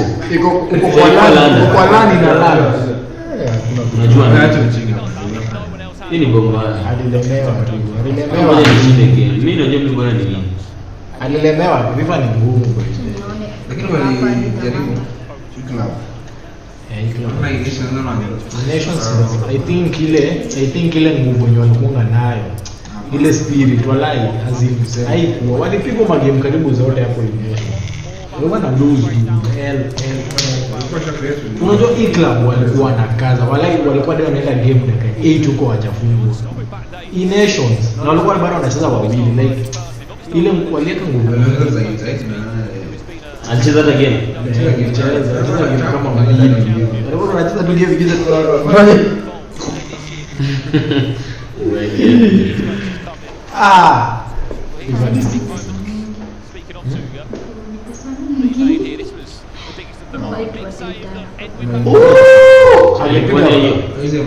Alipoania hiyo.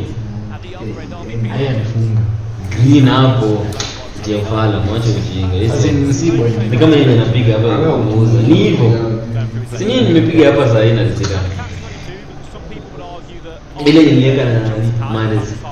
Ni hapo saka razamana pita. Please. RBB, let's go. RBB nataka win. Weka. Anapenda kucross. Unaona toka kicheza.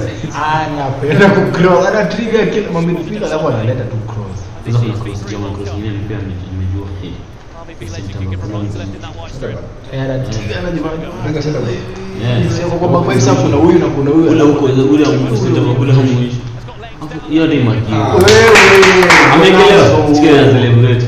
Weka nani? Weka nani? Sasa ndio anakimbia anaenda kwa ndo amesimama. Nimeshika mwingine wa Katba. Anapenda Katba. Na sivyo na win. Hapa kwa by the way anakimbiana na win. Ya text na wako Adam. Anakimbia na win. Anachenga mtu alafu ana. Wa Kenya ndio unakwenda kupiga through hapo katikati. Yes, ilikuwa bao. Yes, imekuwa bao kwa zaidi. Wacha mjinga. Chuma. Na nimekuambia 12. Uliona kama kwa tunabaya.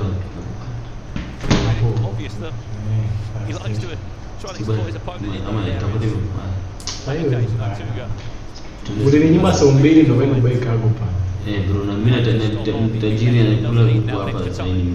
Hiyo group sio ni nani? Kala black. Okay. Huyu ni against wapi? Nacheza kama bad news. Cancel. Mahrez. Hapana, tambua la mama.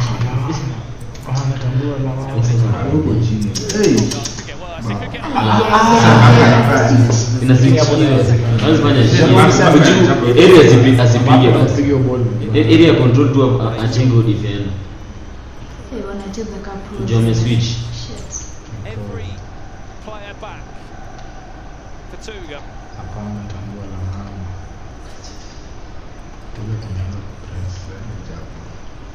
Lofted ball finds Alphonso Davies.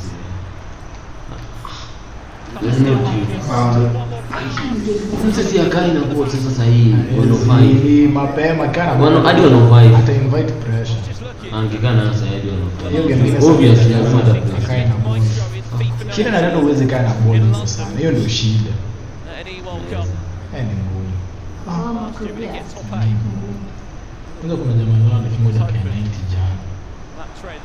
Na alikuwa anataka tu hata Nicolas alifungwa dakika 90 alikuwa anataka tu game iishe. Nicolas alifungwa afu alikuwa kwa short ile ni Arnani iligonga chuma ya fudiza.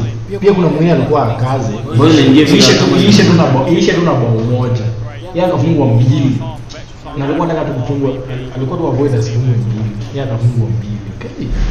Haizi kaza na yeye alikuwa na ball. Na yeye amefunga hiyo. 15 minutes, you find yourself through Namwambia kaa hapo. Atakuja jaribu majama. Tunamjua. something.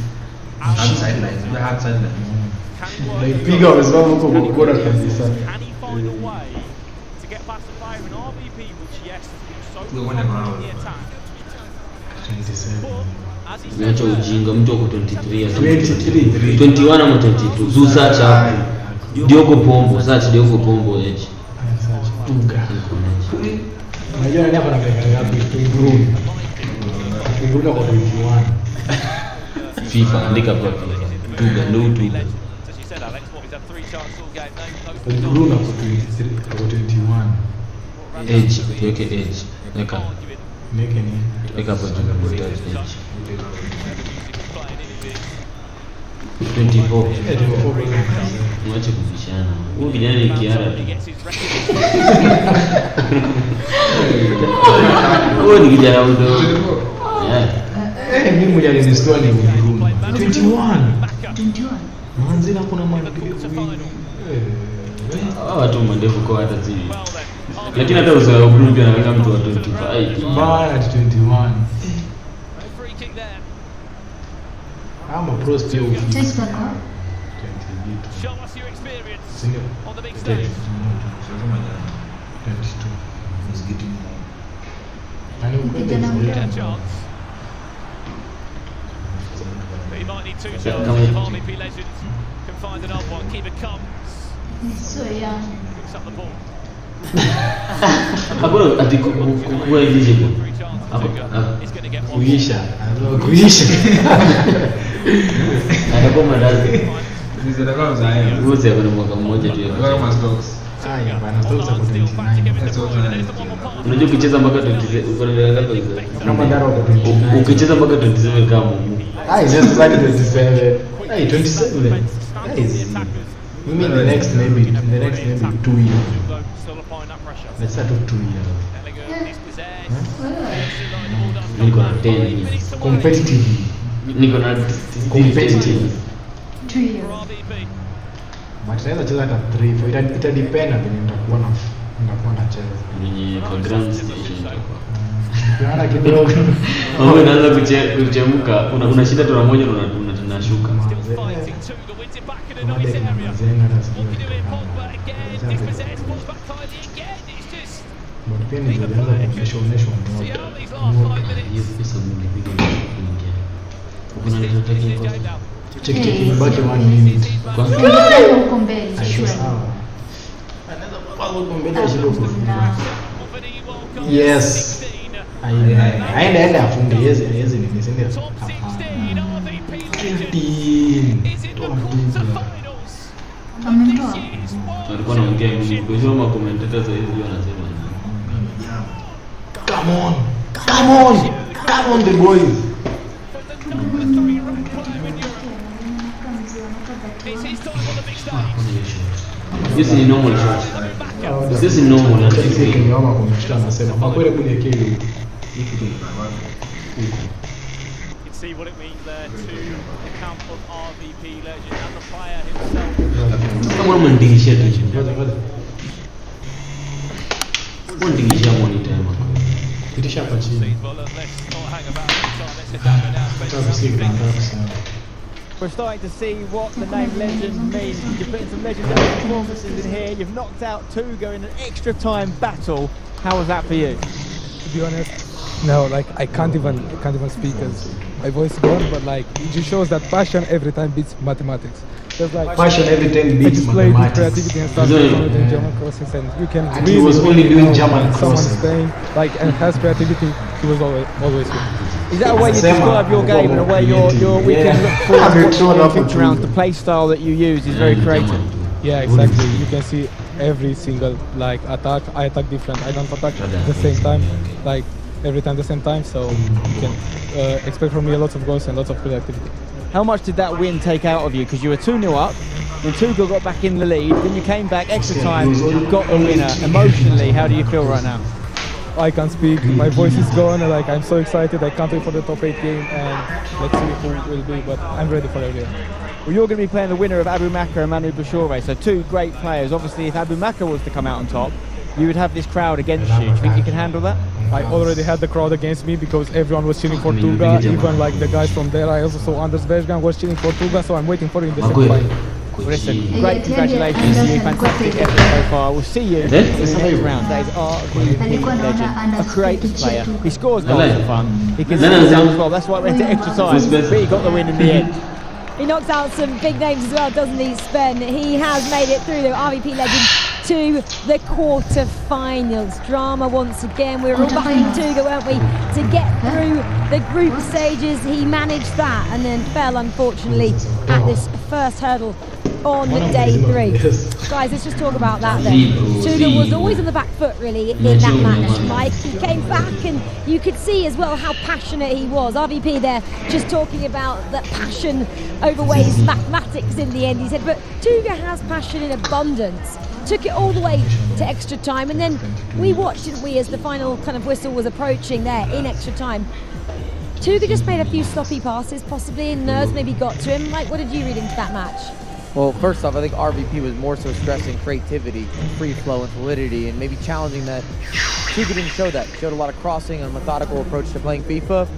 He had opportunities. He got himself back into it. You got to give Tuga some credit. You see some of those crosses whipped in, chances there, bounces back, goalkeeper makes the first save, able to take the lead, was able to see it out. And RVP's been one of those stories thus far throughout the tournament. What a save from Van der Sar in terms of looking good during the group stage, setting the tone in the group stage, and now being able to eliminate a player with the caliber of Tuga is massive. Even though I will say the goalkeeper there a little bit dodgy. You don't see the nutmegs too frequently, too often. I'm sure Tuga won't be happy about that. Not at all, and I think for Tuga as well, you come into this game, he was playing well in the one-legged games, he turned his fortunes around, but RVP, there's a reason he's third in Europe, there's a reason he is renowned as one of the most attacking players that we've got in this current surprise. I think the only surprise would have been because of the accolades. We often experience tends to come through in the clutch moments. On this occasion, talent prevailed. He's one of the players, the few players actually giving up their rankings as well. We know Val got knocked out number 1 in Europe, Texas still in number 2, and now RVP number 3. It's hard to live up to those expectations in terms of rankings, isn't it, Aggie? Yeah, and I don't think the players are thinking too much about it. I mean, we spoke about it and discussed the subject that one thing is playing these online competition, one thing is playing the World Cup, and RVP is one of the newer guys coming into it and actually showing that he's ready for the biggest stage, and now we'll have a quarter-final as well. Yeah, he's got possibly an exciting route, hasn't he, if he's to get over the next hurdle, which could be Abu Makr or Manu Bashore. They go up next in the round of 16. Let's have a look then at the spider draw and see who else has qualified for the quarterfinals. Well, we know that we've just watched them, but I'll just show you now. RVP Legend, doesn't he? Over to the extra time it took in the end. He plays with Manu Bashore, and then we just saw that over against Burke Lion there. Oberon got the better of Burke. 5-4 in the end, that 90th minute goal. He'll play, well, maybe one of the difficult matches if Bergan is to go through over Di Fernandez. Then let's look then to the other side. Montaxa and Johnny just played 4-4 there. It went to penalties in the end. And Montaxa getting the better of Johnny, who was phenomenal yesterday, wasn't he? He was top of the table there with 23 points, Aggie, the most in all the competition. Mark 11 there. And then we missed that one, Oberon and Burke Lion and Stingray and John. That was 5-1 in the end. Possibly the most dominant performance came from Stingray, didn't it, Aggie? Yeah, all games were close. Even Stingray's game, especially the first leg against John, he was very lucky to not be behind, and he also told that himself. But in the second leg, he just.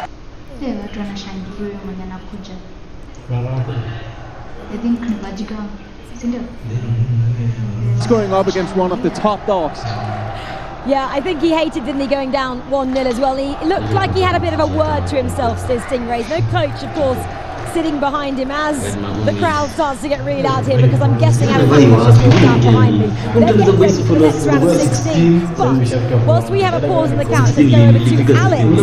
He's got a couple of moments to just Next 10 plus. That's what we're going to do. We're going to start off with Stingray, a player which has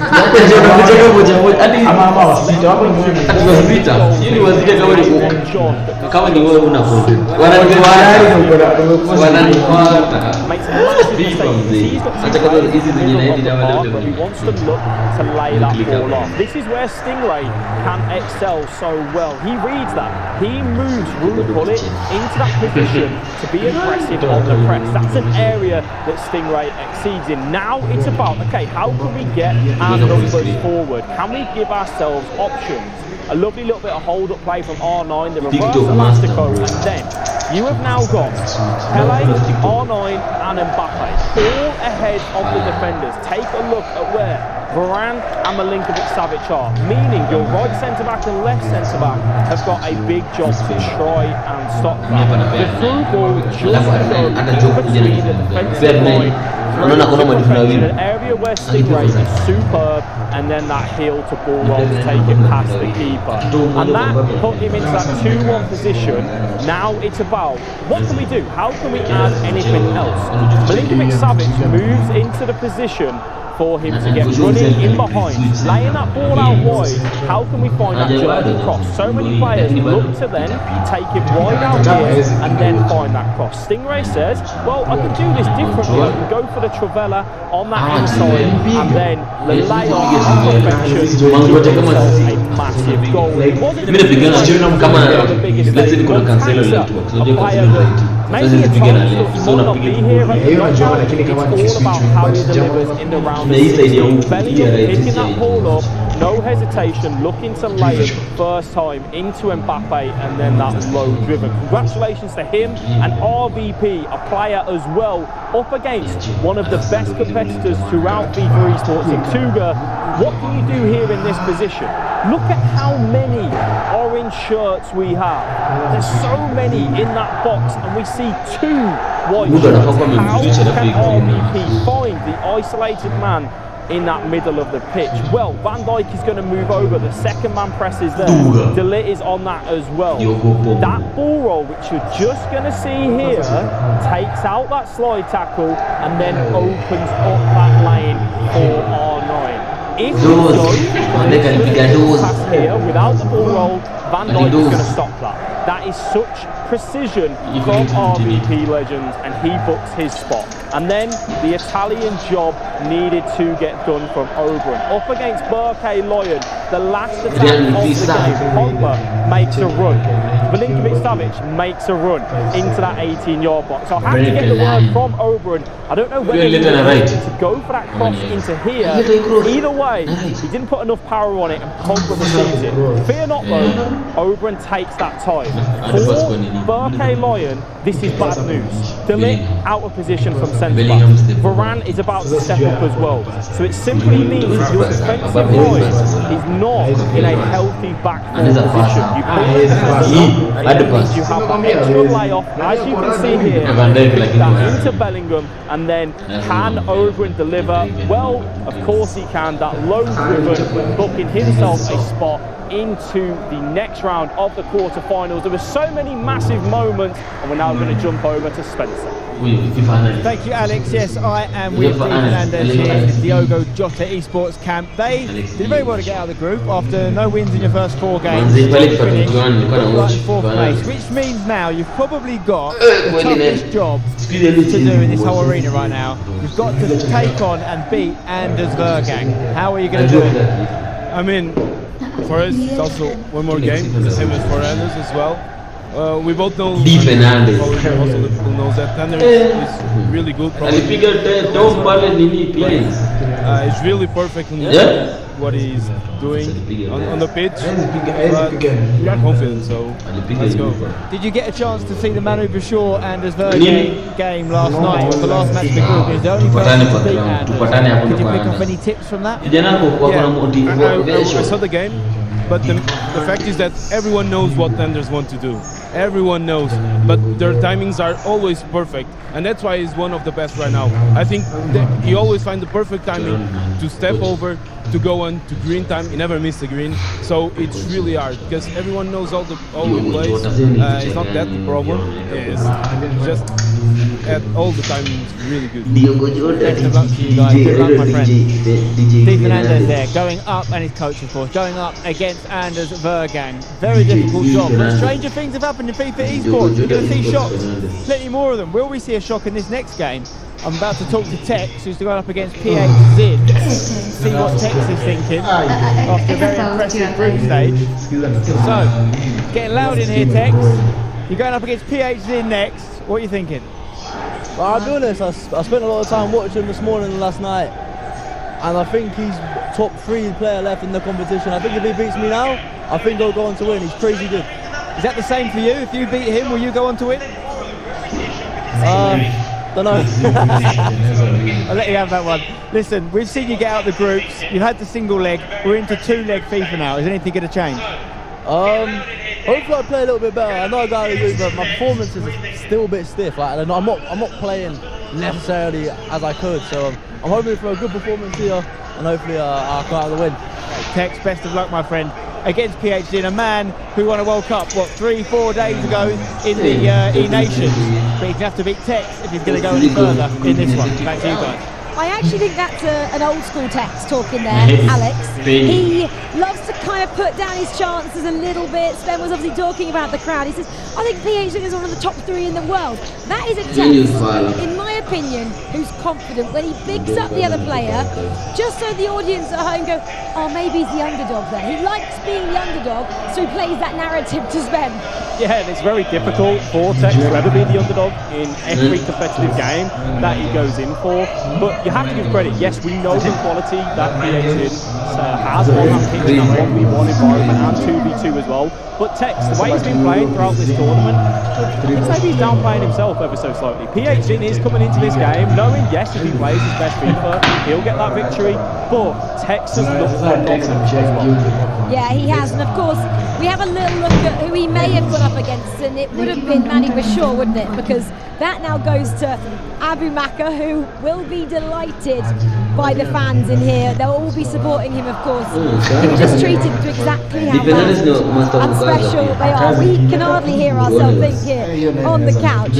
Does, though, Alex, PHZ favour Tex a little bit more than a Manu Bashir if he had actually topped that group?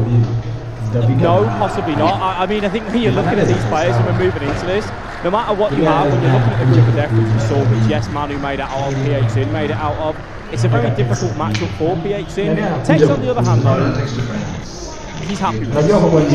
He did his maths, he looked at what he had potentially to play up against. He's from a group of death that's so phenomenal across all boards, so many fantastic people players.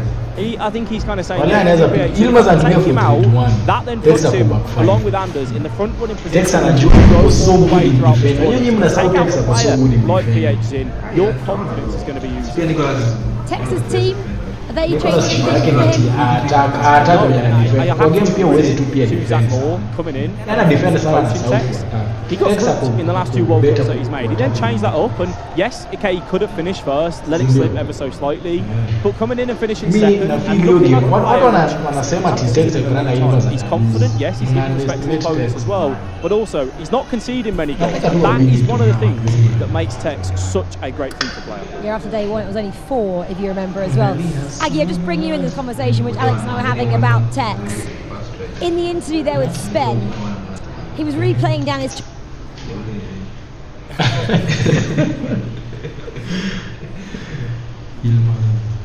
Yilmaz, how many years?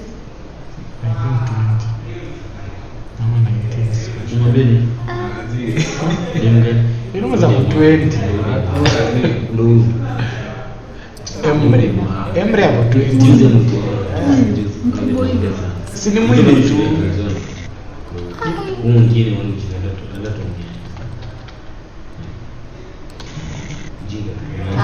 hii unakataji jana unasifikisha hicho watu bwana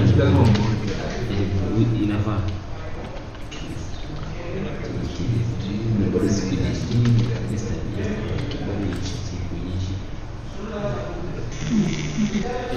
dada yako sote kwa kina ndasema ako 16 years ako 17 ako 17 nilisema jamaa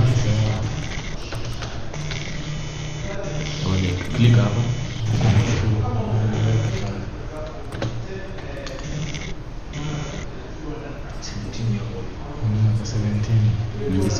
mwaka last year alikuwa ameingia 16 ndo akacheza ile nations ya Denmark.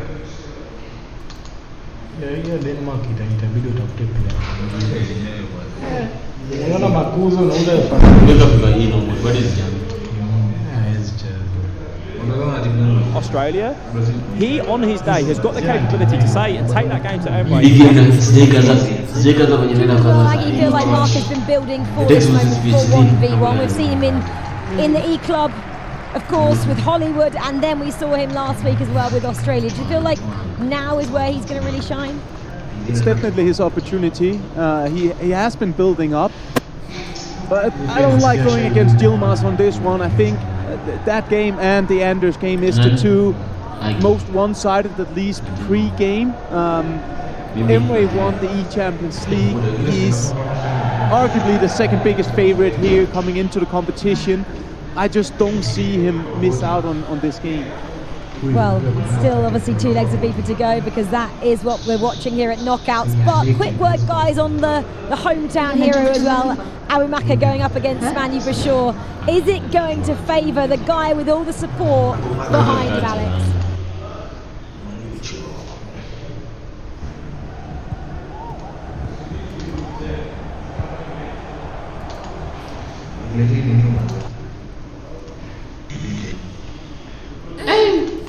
Kwa DJ Fernandez afanya mjamaa majambos.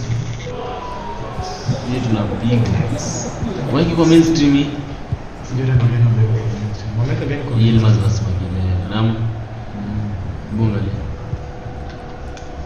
Mimi bwana Jiwe. Oh, what a start that is for the young Dutchman, Manu Bashir. But yes, in the Manu Bashir pia mbaya. Lakini kama hao ikimedex na kupiti ndio tupige spira. Manu Bashir lakini analemea Yilmaz. Hadi Yilmaz anampigaga sana. Sasa Tuga mama yeye anampigaga. Sasa lakini ya string ni mas. Tuga anampiga tu zote.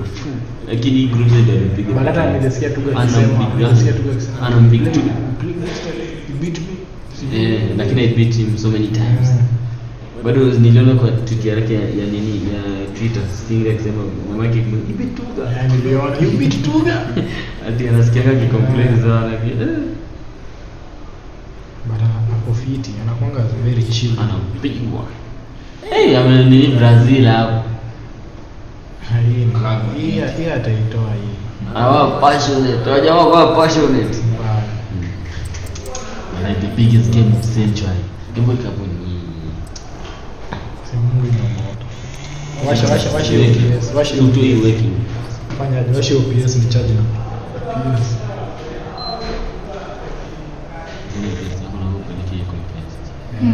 Na mera ni wewe unafanya mrazi. Wewe kitu ni hapo tumeswitch. Tunajua tunakufinya huku ni hapo sasa tuna switch kipa. Alifanya hivyo Yuva kufungwa ndo game imeanza. Alifanya hivyo Yuva sijui mara ngapi wale mara mbili na Yuva la wote.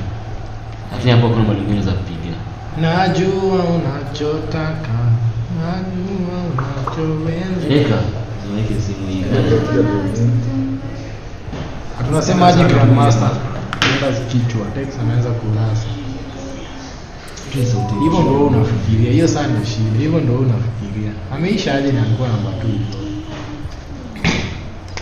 But Anders is normal actually. But Tex pia is very good. Delight. Tex anapenda katu. Angepiga hiyo jama. Kama anamchenga. Tex. Anacheza vizuri. Yaani nasiti kama reverse imekataa.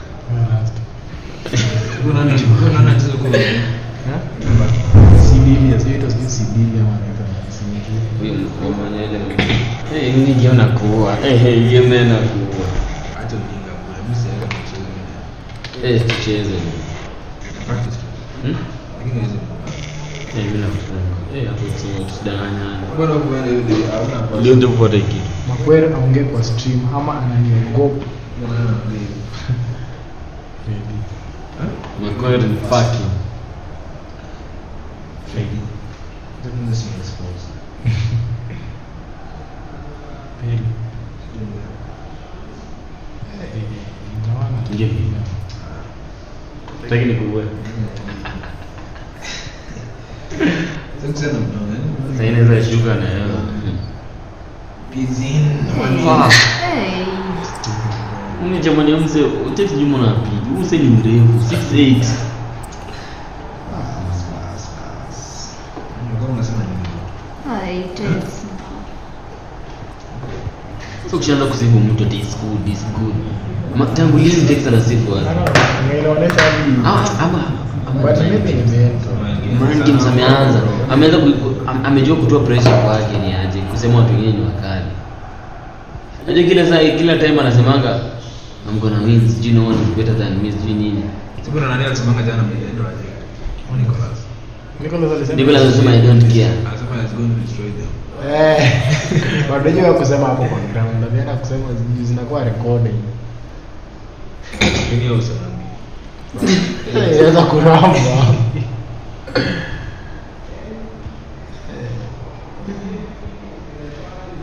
Okay, tunaanza na Pogba. Mbona wafanye first time through ball? Ndio nichukue hizo. Yaani maana ungiwa kaja kwa ndo ndio nichukue hizo vitu zi. Hizo vitu huwezi kufanya. Ngoma nikiwa na mnikusaidia. 500 na kundi. Mbona chiki speed yangu.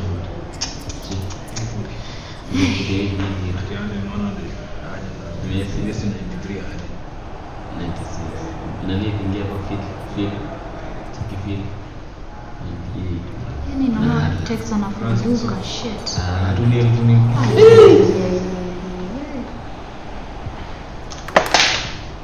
Ukijinga sana.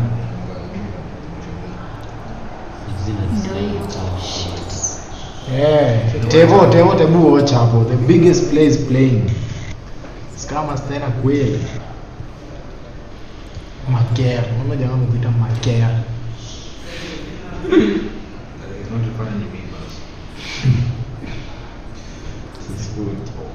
Tex anacheza bila confidence. Ni beki hivi.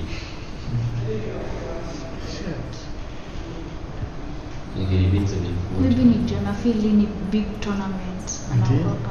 Anaogopa Tex. Anaogopa. Tex hapo kuogopa. Lakini nani angekuja hapo ndo aje. But he still Tex alipiga na Jiwe.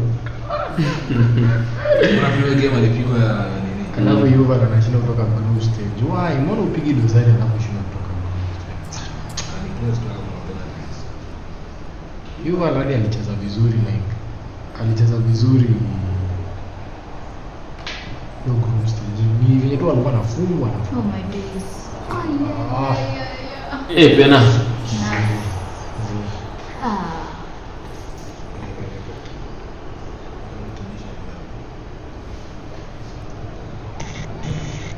My God, Tex is gonna win it. Baby nikikosea nafati yangu wa train nayo. Ni unlocked account but sasa iko na internal restriction kwa player wengine huwezi tumia wengine kutumia. I think pia kwa hii si kama tu ile yetu tucheza na wale wase hizo countries zingine kwa maplayer tungeweza kutumia. Jiwe wamechukuliwa na watu wengine. Kenya tango setu. Mnapatia tu wale 4 wenye mnaweza share kama si tulikuwa tunatumia R9 na Dike. Sijika tulikuwa na bullet. Ni better hapo. Sikumbuki. Hizo sana. Kama Who is not playing well?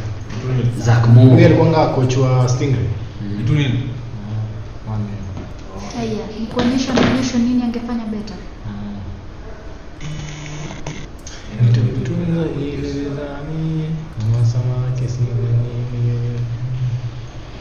Watchgang. Anders Watchgang. Anders. Cheki Anders kuteremka. Shafunga. Yeye atambua. Anakimbia sprint achiziani. Kwanza kuna boy mwingine alifunga jana out of nothing. Anaanza tu kupiga step over tu kwa wing. Akabaki peke yake. Kijana anakimbia na excess. Hakuna covid. Ndio mjinga sana. The boy in old sprint.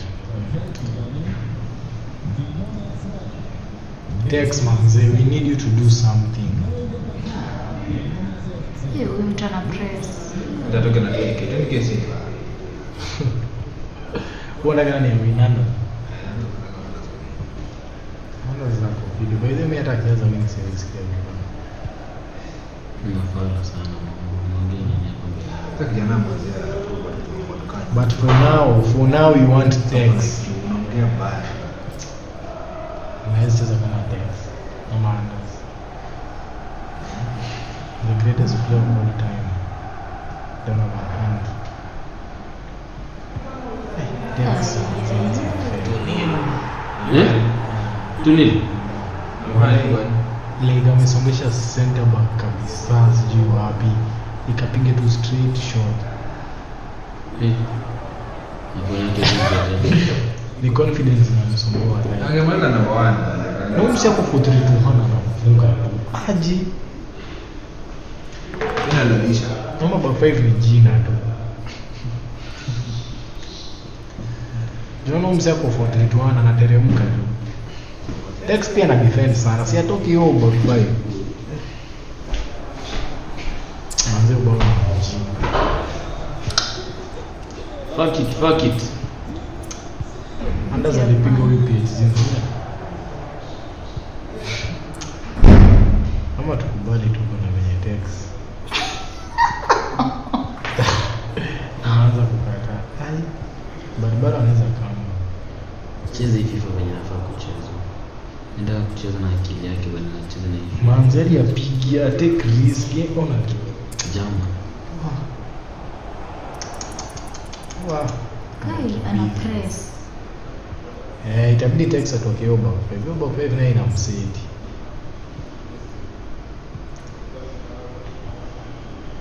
Sijui anafanya nini back 5. Hata ajitambui. Tex nimeona mjonga anacheza kama ana kujitambua. Wengine wakiwa back 5 yako kwa 2. Yeye anapala na recycle tu ball nyuma. Na umse ana defend vizuri. Umse ana defend na back 4. Ni mnyatua amewaweka nalo so ana defend vizuri. Kwa play na attacking, si formation. Mtu apige video. Clifford Mwenda unasemaje kijana? Manze tu nini manze? My boy is not playing well. Hapa itamrama. Hapa tu mmoja hii nini?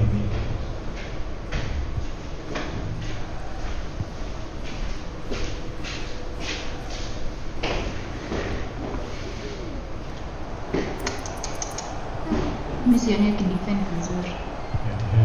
Hizo pasi zinapigwa tu. Anafanya na venye tu ilianzia kusema na yeye mwanzo. Anaonyesha moto.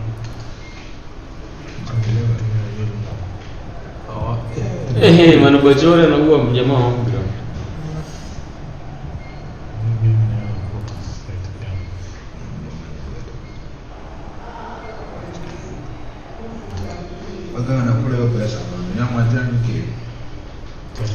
Ile mwanzo anapigwa 3-1.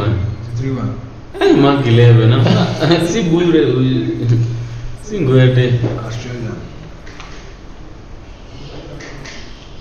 Emre. Emre nimemlea bana. Mimi alikuwa Wazee ndio kwa. Mimi nilisema asifo. Hivi amekuwa tu kutoa mzima. Form yake imeanza kuisha saa hii. Form yake imeisha sasa hivi ni FA inaisha. Juu pia groups ali struggle. Ali struggle. Alikuwa hii mwaka mzima hata. Nasema hii groups ya hii nini? Hii yenye walicheza jana na juzi. FGS zote amekuwa kwa hata Tex. Form zao zinaisha hii wakati FA inaisha hii watu. Sijui kama wamepunguza zito yao. Grand Basin.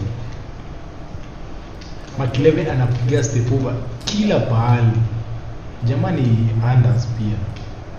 Niko naona akicheza tu akishika tu ball papa step over. Foot is mark. Watokuza wanajua kwa nini sana. Haraka before ataanza game kwa shamsaini. Kwa World Cup. Join na nafasi. Ndio K1 John wewe.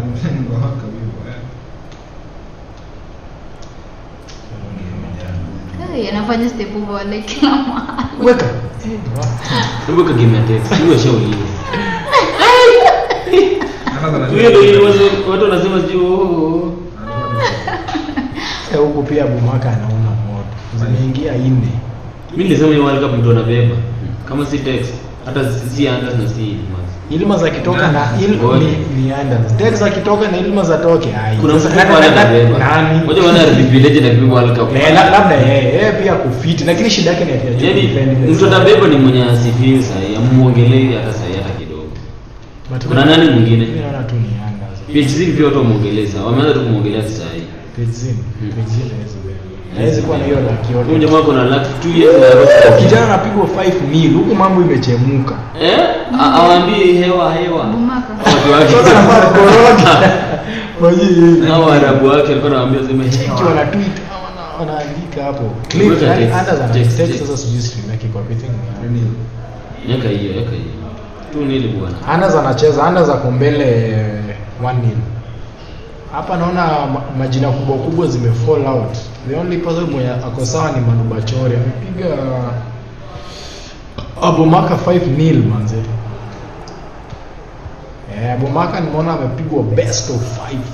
Hapo hawezi rudi. Yeye imeenda. Alikuwa form huyo Manubachore. Ni venye tu alikuwa anatupa leads kwa hiyo group.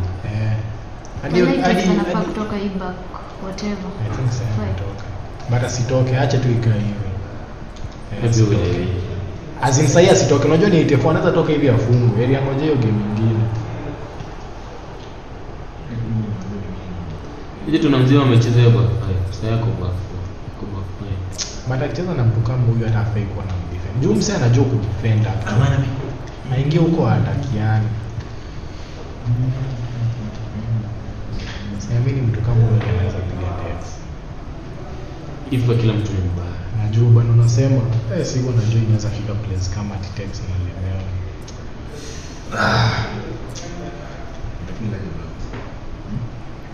Tena rata. Tunafika je bro? Nini? Ingia. Chini. Au ndio nani kwa mimi na wewe kuwekelea tu.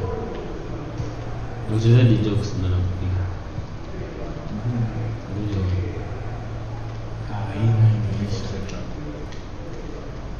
Let's see if Tex will bounce back. Mfungo mwingine. Tex. Bana, sasa mfungo aje. Last attack. Mimi nulio tu ball huko akafungwa. Anaangalia kamera hapo. Chende. Msibe kuna mtu kisikiza kitongo mchezo anasema.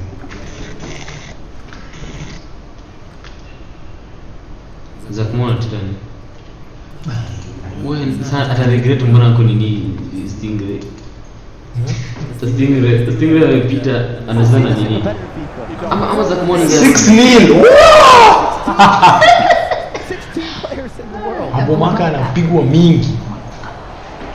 We're going to see a final opportunity here for Manu to go. Ndipo unaona venye ndugu yako hapa anapigwa mingi. Puts it back into the box. Can't execute on this time. Fist bump behind him. Rajika bado wako mbele. Nimeshoot mpaka nachangia. Manze nakupatia games. Mimi mwenyewe nataka ni Cliff hapa hakuna losers bracket, ni knockout. Nani wewe na kufikiria ukinyorosha unaenda home. World Cup hata kuna kwa losers bracket, kuna losers walikuwa only 24 players. World Cup zote tumecheza hapa. And he could get an equaliser here, D. Fernandez, defending from Anders. That will do us for the first leg of FIFA. Mark 11 and Emre Yilmaz 4-1 at this current juncture. Unasema ingekuwa wewe ungeingia content creation. Goal again could be detrimental. Fifth goal for Emre. Sijui imekataa kwake this year. Maybe next year by the way kikataa hiyo EFC mpya aingie content creation full force. But uzuri wake content ni hiyo YouTube yake kuna so many followers. Building up here, Emre Yilmaz. But I think ni Jiwe maybe squeeze anapoza sana ndio sasa. Unaona Diums anarecord hapo kando. The full-time whistle. Trevella on the edge. Rebound nicely for Mark 11. He play locks out of danger and moves the entire team. They're gonna need 2v2. Alikuwa na record. Text anaongea. Hata wakifungwa anaenda tu anaongea. A focus. 5-1. Yilmaz alipigwa 5. Step over green. Imechemka. But heri tuende wengi. Kama Tex haya heri tuende wengi. Hapa ile unaona Magwera ametoka huko, umetoka, Bilito umetoka na sawa ni sawa. Hata Tex akiangalia Yilmaz sio hata aiuni sana. Hapo mara pia anaona huko kidogo zimeingia sita. Kama Tex ametoka mimi ni nani? Twende wengi. Unasema hapo mnaweza beba inaweza kuwa anyway. Ngoja hapo problem ngoja Makileve mimi najua si Anders.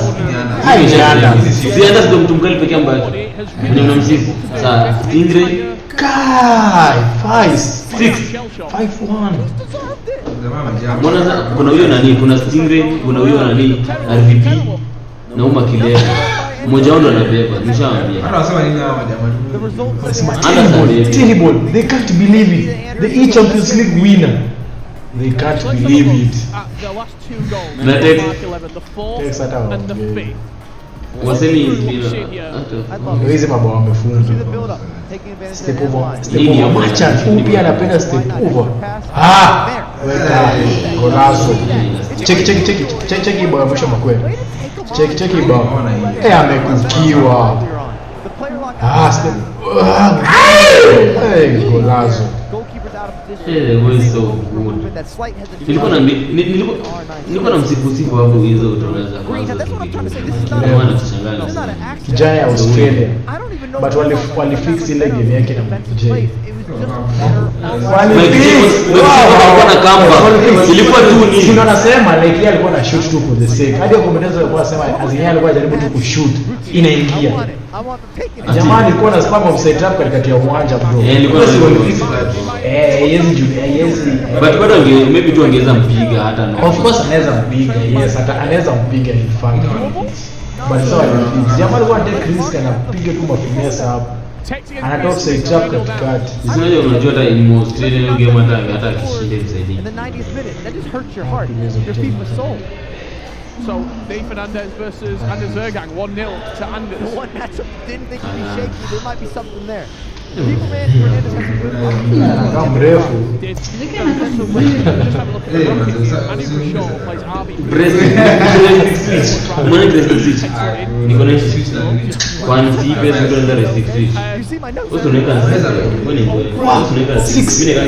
Jamaa mpigwa 6 hawezi rudi. Nani? Hawezi kamba. Hawezi rudi. On the other side of the bracket, Montaxa na Cape.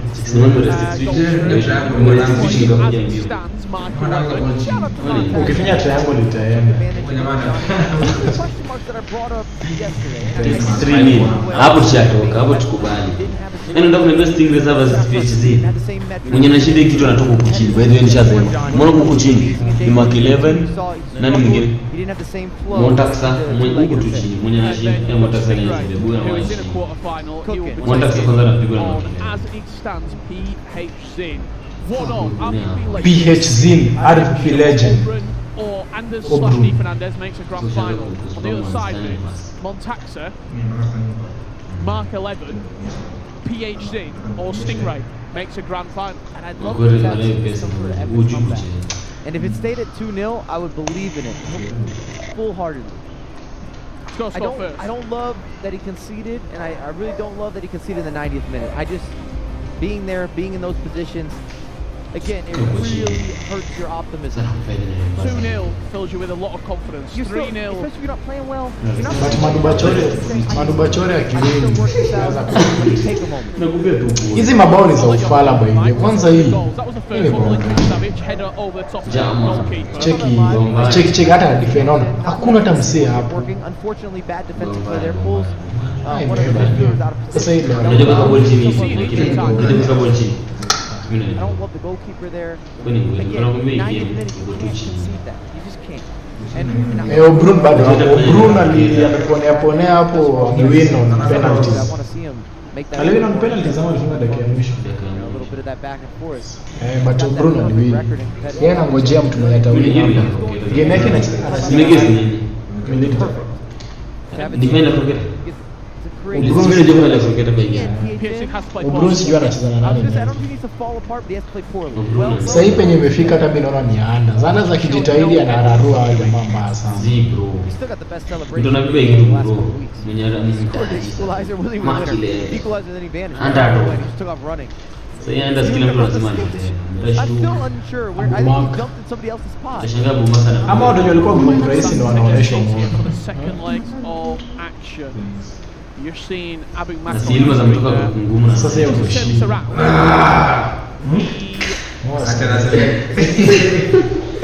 Ndio wako chini. Leo ndio unapiga kwa hapo. Guess what? Uko chini ndio mako. This crowd will go absolutely wanataka kuswitch kipa. Wewe uko chini. We've watched a lot of it for esports. Babu Maka zishaanza. Bring on the constant press. It is lakini hata ni 3 hata kuna game ya kuwatch ya Anders 5 hapo tatokea text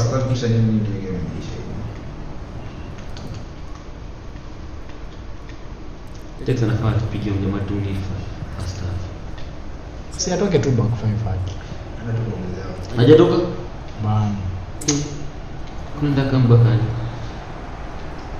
inge back 3 mimi najua kwa back 3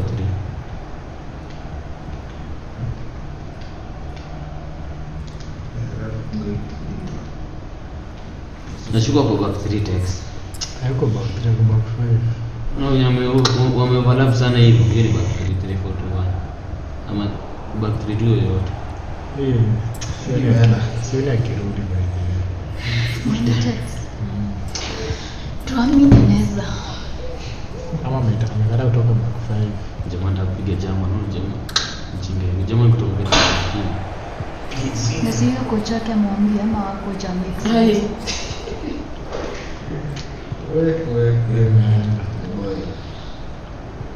Pejin sasa ameamua ingie hii ni 4-3-1 don't change the Pejin bado anataka tu kufunga yeye atoke back don't change the winning form anza game ni kwa sawa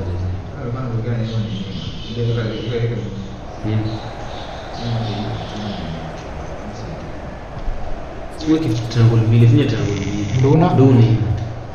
Sasa tena. Mungu kwa Messi hapa.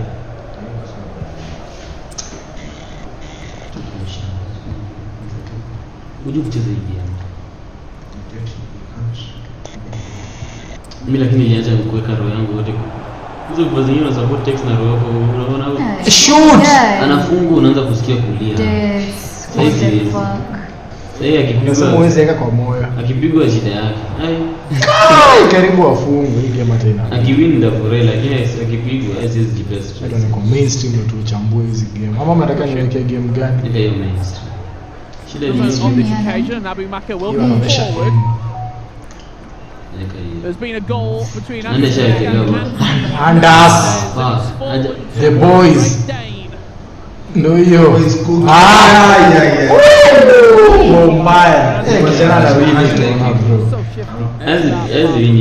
Bombaya. Bombaya. Anaenda kupigwa hata break hapo alie. Atalia. Anakuwa tabeza kulia. Alia huyo. Unajua ni champion bro. Champion nini? Hadi Fernandez hapa. Hii maji imezidi. Another goal between Tex and PhD is the comeback of the cards. The comeback on the cards, Tex. Yeah? Comeback on the cards. Anafunga. What? For all the Tex fans out there is no. What? Amefungwa. Has gone 4-0 up on aggregates. Nilikuwa najifunga. Hey, Meramba my boy. Very sad. Jamaa jam msipo ati top 3. Tole mishaanza kutafuta.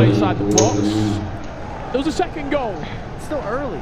Against Manu Bashar, Abu Maka now 6-2. A 4-goal swing is needed. Nani amefunga naona mafans wanaanza kucelebrate. Haizi comeback 6. Tuni imetoka aje? Sasa anaweza kwa sasa anaweza. Goal simi. Haizi goal. 7. Nice one. Anagonga hiyo. Huyu jamaa anafaa kwenda huko. Toast sana. That's what they're telling me at least. At least amefika round of 16 Simba. I'm telling you, I think we should glance in at this young hata tuna kwanza ile alitoka hiyo timu yao Raptors.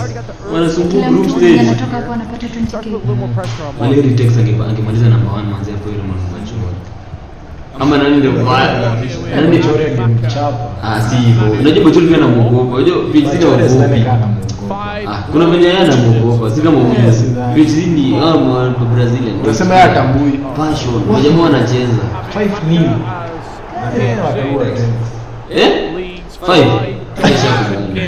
He picked him up before the game to spend. He said he was top 3 players in the tour. Alimsifu hiyo kusema yeye ni top 3 player alimsifu. Za kumwona anashangaza mnani. World Cup. The game is on 2-1. We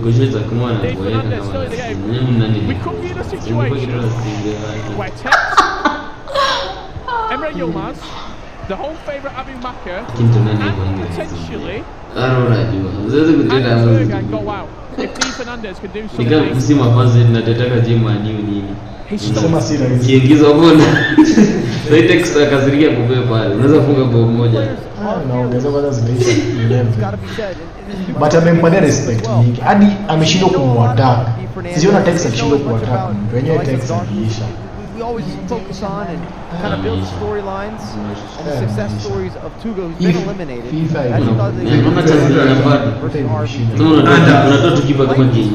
But tutakuja strong next FIFA. Sisi timu yetu tutakuja strong next FIFA. Yilmaz amewin Champions League. Najua Tex atafeel disappointed kwa sababu hii mwaka the only achievement kwake timu yote top 2 bado ametokea top 2 ya Esports Cup. Walipiga kina under 8. But sasa nasema yeye anapaswa ni level. Build up, get a nice rebound and Tex slams it in at the near post. Heading back on. Di Fernandez. I was thinking what I'm thinking. Kumba. Alianza zameingia back 5. Ameona mambo ile anachemuka. Kumba. Hapa kumba kinakaa. Ndio hiyo assist. Kaka toto wanani hizo Diogo Jota Esports. to win the FIFA. Asema Jota is nervous. Jota is nervous. Same season, never happened. I think we also can bring that conversation, that same narrative to PHN. Nations. If he gets a VE World Cup, we saw him scores. He didn't win that, but he was there. He was in the finals. Lost on penalty.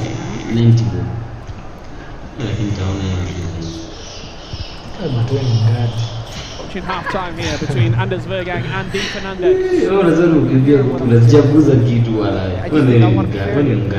Already signed another contract with Ajax. Definitely going to see him in action next year. We'll do is for half-time. Ndipoze umesema hii kitu ni Anders. Tex ni kama amefunga Since tena. that goal, Texas had a decent amount of the ball. Not been able to register anything super quick as of yet. Join this game live right now. With Tex in the ascendancy. Hii game ya kucheza kwa winga. Yes, cheza hapa katikati kama Anders. Offensive position. Goto wangu siku hizi anacheza. Too big of a goal swing needed too little time. For Tex. He would have to score probably a goal every 7-8 minutes in games. He is top 3 in the world. It's top 10. Not playing poorly at this point, but capitulating. Yeah, but number 1 South America. Yes. Some doubt in there.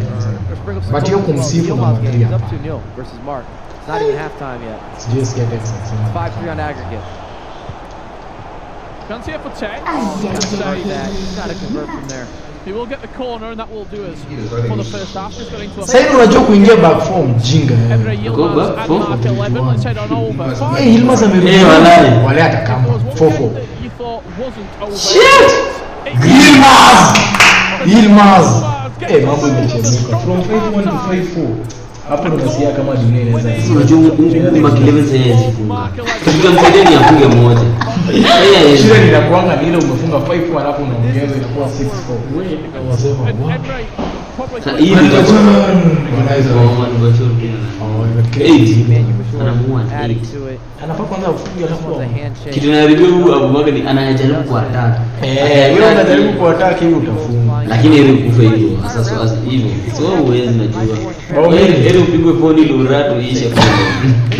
Wewe ndeka kwa pressure. Upigwe 9. First half, mbona weke first half? Pressure upigwe 9. Kwa ndio. Si first half, atakwenda kwa pressure. Yaani upress tu. Wewe huwezi. Unajua unataka pia ile ishe kidogo. Na training bila ndeka ma high depth.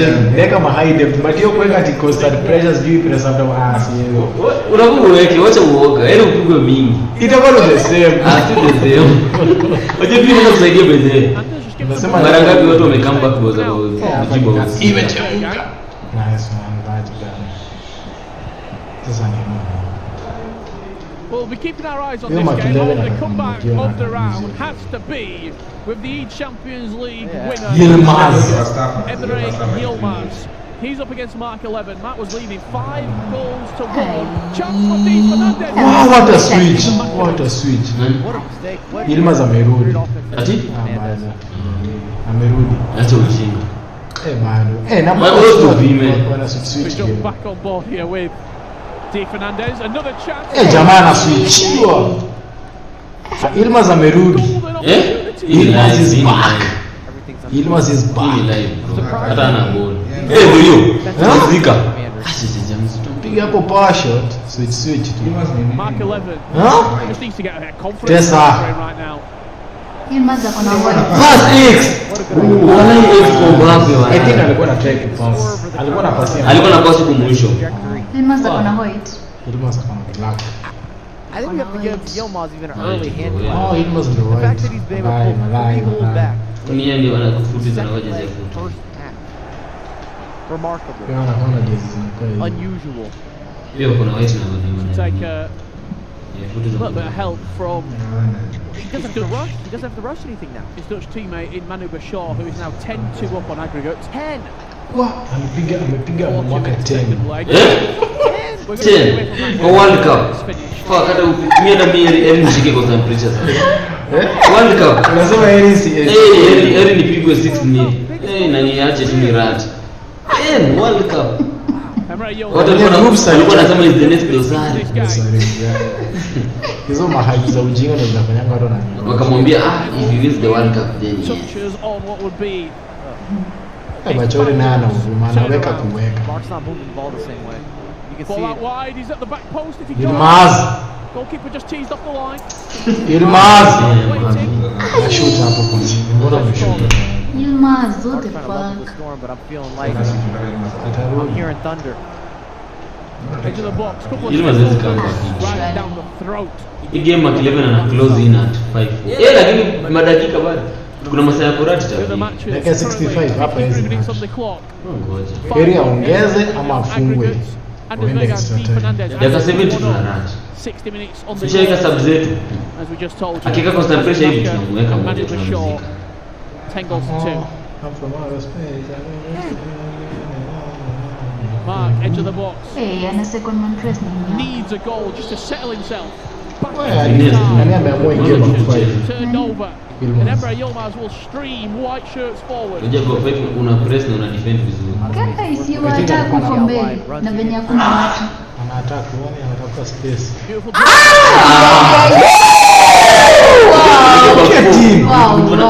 Mbona anashikwa? Ingekuwa back five Mark 11 ingekuwa na madefender wengi hapo. Sasa na turn wote anapiga step. 5-1 hadi 5-5. Ana turn tu anapiga step huo. Mbaya. Hapa naye imeingia Mark kwa kichwa. Hii sasa hawezi win. Sasa hivi sasa anaweza. Hawezi. Na nenda acha kupress. Hawezi. Momentum sasa hii imeshika Yilmaz. Amekasirisha jamaa mbaya. Sense something was in the air. A certain Yilmaz aroma. Cheki ana lose to ball. Wale ana lose to ball. Hiyo back four yake ande. Shoot green time hapo. What? But ame double triangle. Ingepass tu triangle ya chini ingefika. I think ni juu. Incredible drama on the main stage. But FIFA ni ngumu. Unafunga mtu bao tano na rudi zote. Mark 11. Anaitwa Yilmaz. Touch around the box. Better for Mark. Yilmaz ni good. I just like that little bit of play there. That Little tiki-taka passing move. Yeah, Yilmaz anaweza piga hata. We always talk about the importance of rhythm. Ndio hiyo. Ndio hiyo Davis. Kwa close. Yeye ni cross ame cancel na X kama hiyo. Fake shot there. Tries to realign himself. Ati Anders ana lose, unaambiwa na nani? Chasing back. Hiyo sijui, acha tuone Same italetwa types hapo. of agility or offensive characteristics. Still very valuable going forward. But he's different Hii video umetoka Hii game ilikuwa 5-1. 5-5. potentially. I'll Enough stop of that 11 conversation and right there because he's got a chance. Gets the byline. What can he offer?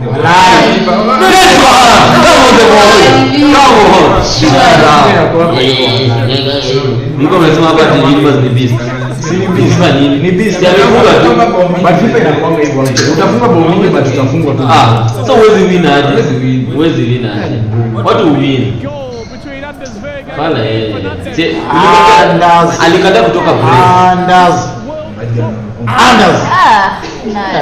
Unaona ameanza kufunga wakati gani? Wakati Yilmaz ametoka press. Hii press kama angeendelea press, hai hapo angefunga. Unfortunately for Abu Makar, he does fall out of the tournament. But what 2.5 weeks he's had. Qualified for all three. Give him a lot of credit, and he also got into group in all three events: E-Club, E-Nations, and now in the PPE World Cup. But this is not the showing he wanted. And he's got these fans with him every single step of the way, even in defeat. They're up on their feet, supporting their local hero. You have to tip the hat to all the Saudi fans who have made it out. Big movements between PHC and Fnatic Tex. 5-2. Tex 5-3. 5-3. Dakika 60. Wala naweza.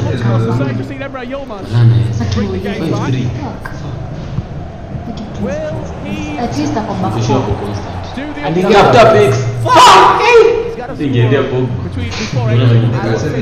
Hapo kwanza inapitangwa green unaweka tu kichwa chini. Sasa yako back four, angeingia back four Sasa yako game. back four. We've seen really top drawer, top quality game management. You might not love that wording, but it's the reality of the game from the majority of the competitors. Inside the box, he'll recycle possession once Hivi ndo Tex najua. This is the Tex I know and love. Does he go for the cross? Not on this Wali analuza wapi? Next one. Kama itisha advantage. Nataka hiyo ball offside when you made celebrate hiyo. Through ball, bit of a 50-50. Lakini ataanza Shoulder, shoulder. When you get these types of set pieces, it allows everyone to reset. He's outnumbered at the back. PhD to kill the game. Bao mbili dakika ya Possession 80. given away. Another chance. Anaweza moja tu alafu tu force. Ndio hiyo. Van Dijk ni beast tu Van Dijk, huwezi mteko.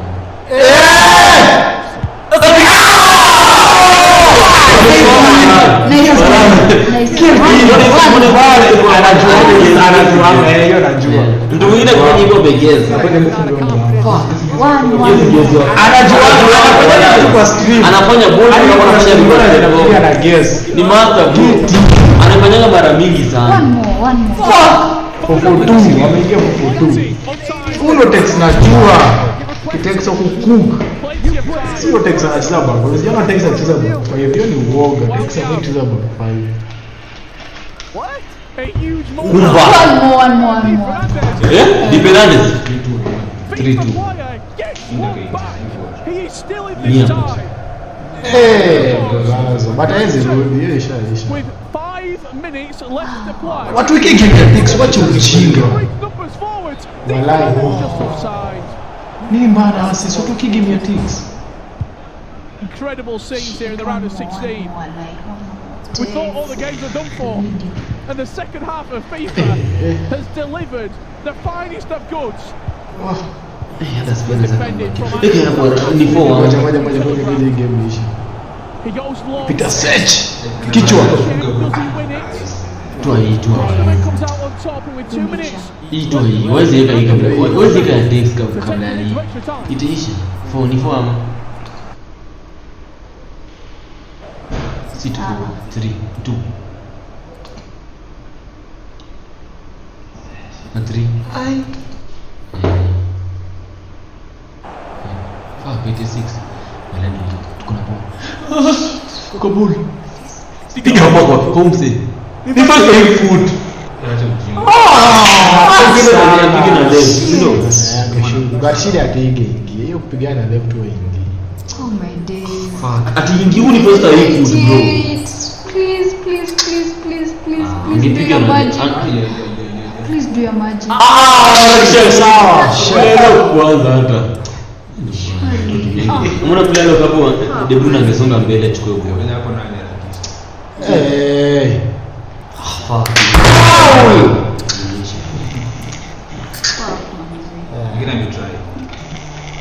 Angeingia hiyo Shida alipiga 3 ni bana. kutoka Jawad Imeisha. Jamani hata West Ham ameita Van Dijk.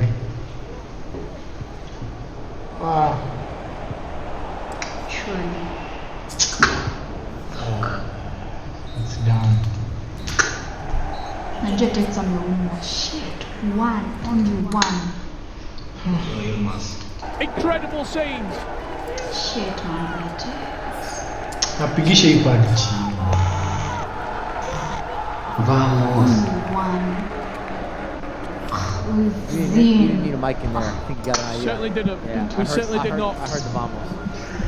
Mike, you wanted I can't believe it. some drama. Yeah, we got the drama. We got lots of it. When we left, Emre Yilmaz and Mark 11. Mark was leading.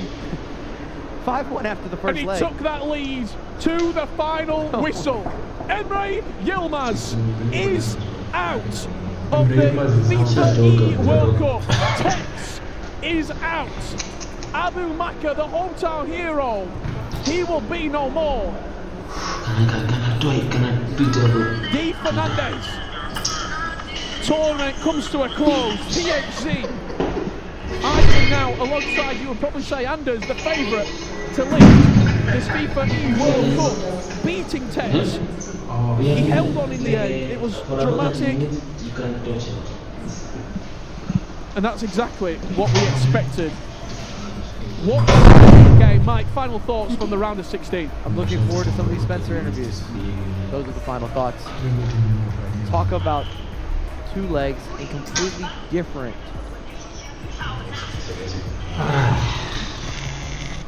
I don't know where I want to say different approaches to the game. Maybe with those two legs. I don't know if we've seen something like that. So much offense on each side.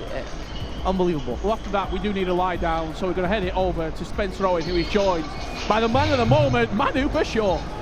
Manu Bashaw, you didn't just win, you won with style. 10 goals, 10-2 to score against the hometown hero Abu Makka. Manu Bachori. Feeling great, obviously. We know the cup is not done for today yet, so the quarterfinal, I think. I'm focused on that now, and hopefully I can get into the final day. It feels like that was a moment of release for you, because I watched you in the first 2 days of group stage. I could sense the frustration. There was games that you felt you should have won. You gave up late goals. The second day, you really just squeezed through the group in the end.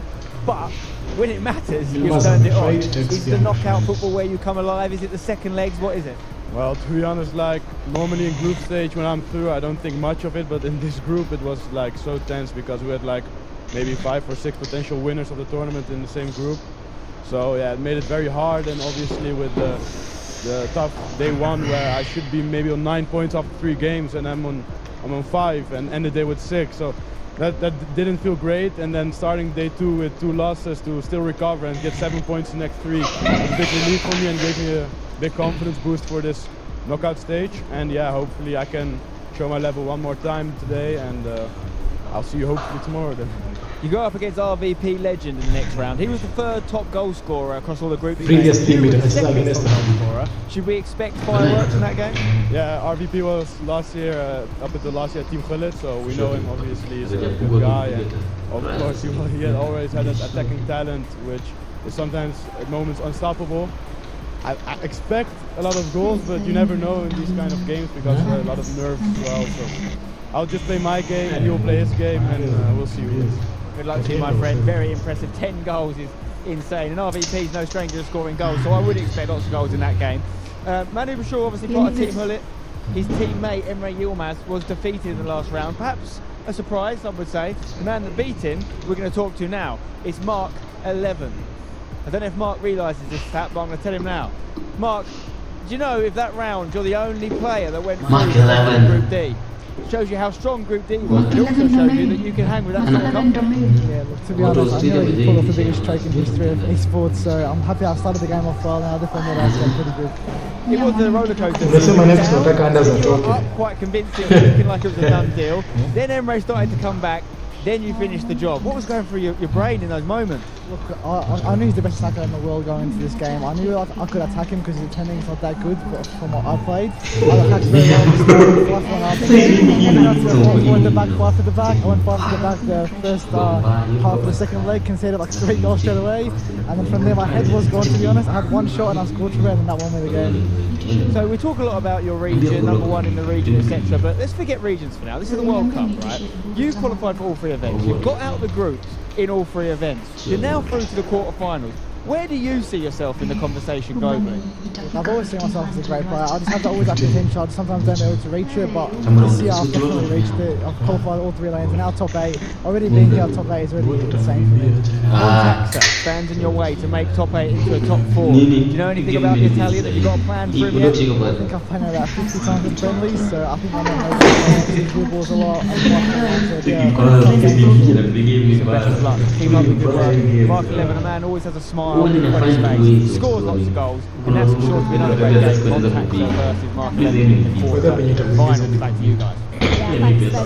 More interesting the fact that he said he knows exactly how he plays. Well, if they know how they play, it either goes one way, doesn't it? You either get a draw, Aggie will go extra on penalties, or someone is going to run away with it, like we experienced in quite a lot of those matchups there. When you know that style of play from someone else, it doesn't always make it easier, does it?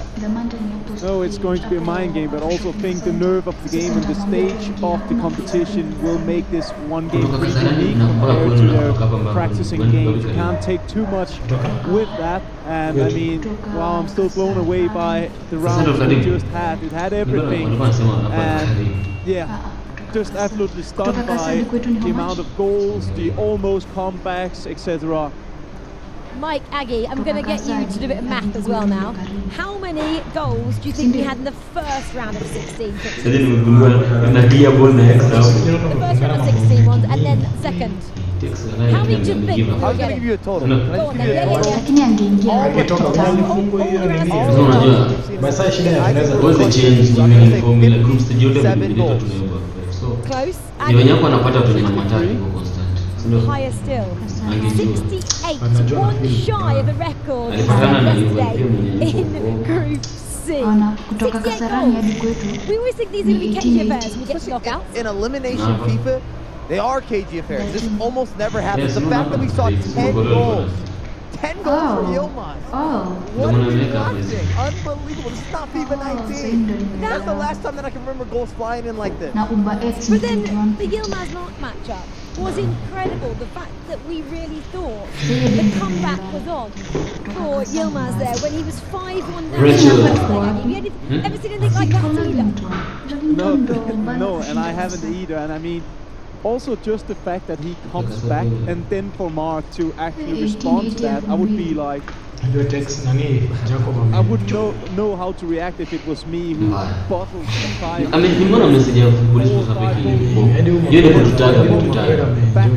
Yeye ndio kututaga. Wow. Mbona umeenjoy It's got to be said, Mark absolutely cookies were crumbling. Nilitonga hizo notifications. Sasa ndio nimetagia ndio zinakuja. Somehow he saw that out and he was spectacular. If you watch that first leg, it is some of the best FIFA to break down, to rewatch, to replicate. In terms of the goals that he created. Yilmaz wasn't that bad with his defense. It was just that good of offense.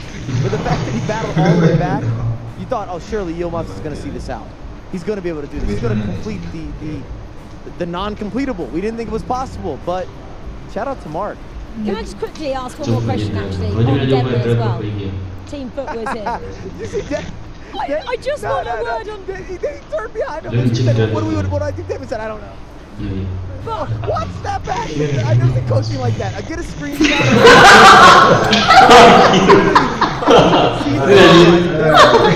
Hiyo ndio shida. Nale ndio wanao shida ni passport. Hiyo nimeanza kushughulikia. Siku leo nyingine tena kwenda. Hiyo naenda waua. He's doing something right, Mike, even if it is, I don't know what I'm doing. Mimi ni master zaidi. He's a lad. I'd love to have him sit behind me when I'm playing, but I don't know if he gave me the tactical breakdowns. Hii game hapana. Mimi heri niswitch. Hii game venye ni slow. Venye ni slow ndio mnaona kama ni bad. Hivyo una switch bro. Game sana mtu kupiga 5. Wakati hivi 5. Sijijua hatujajua tukucheza vizuri. Ni mtu anaweza kupiga. Mpele foot bro division 4. Wana ni gani? Sifa hiyo. Switching iko better.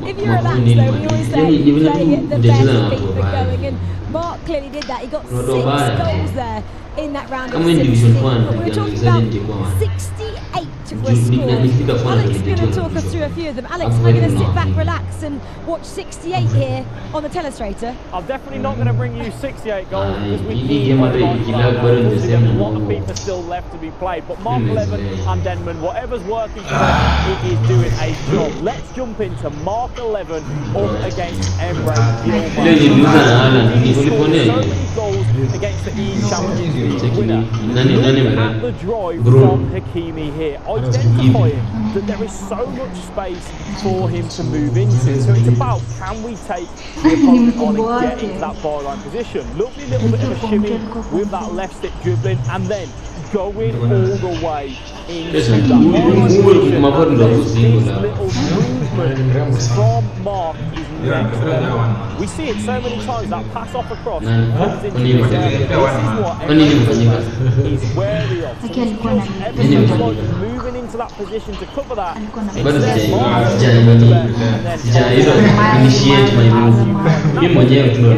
He had to make sure and hold his nerve, but the 1-2 coming through with Mbappe and then out the wing.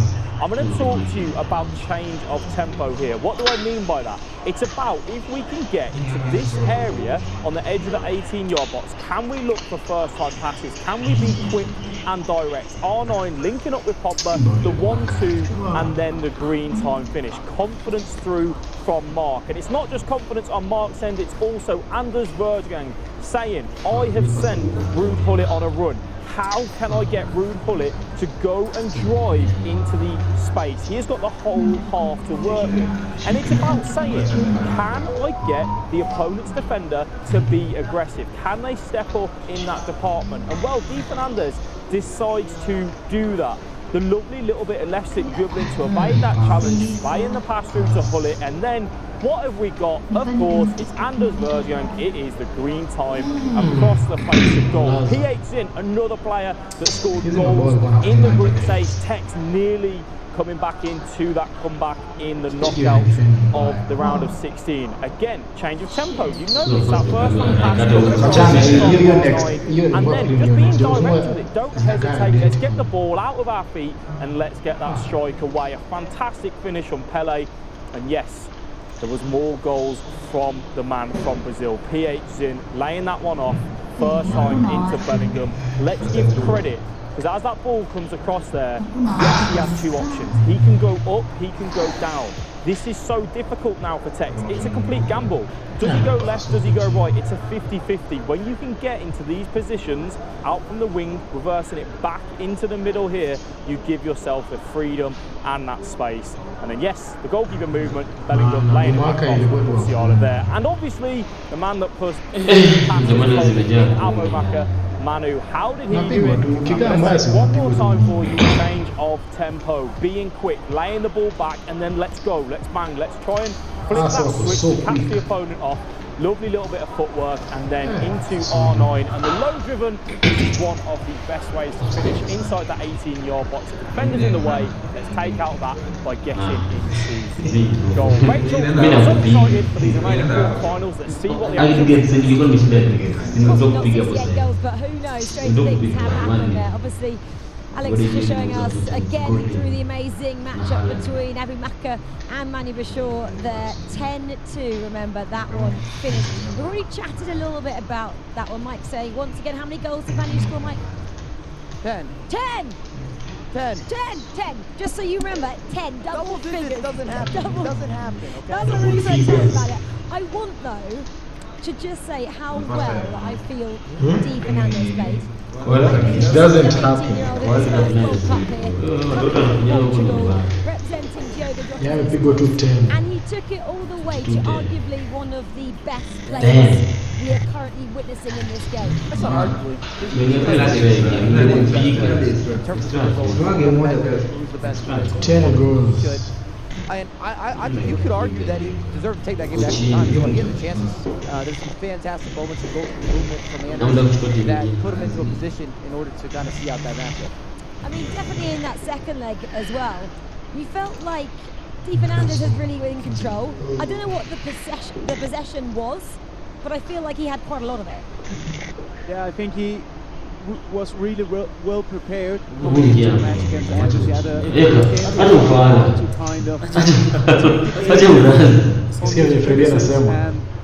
Tex na back 5 ni kama Malone na back 5. Hiyo sio game yenu, hiyo wacheni Lito na Unga.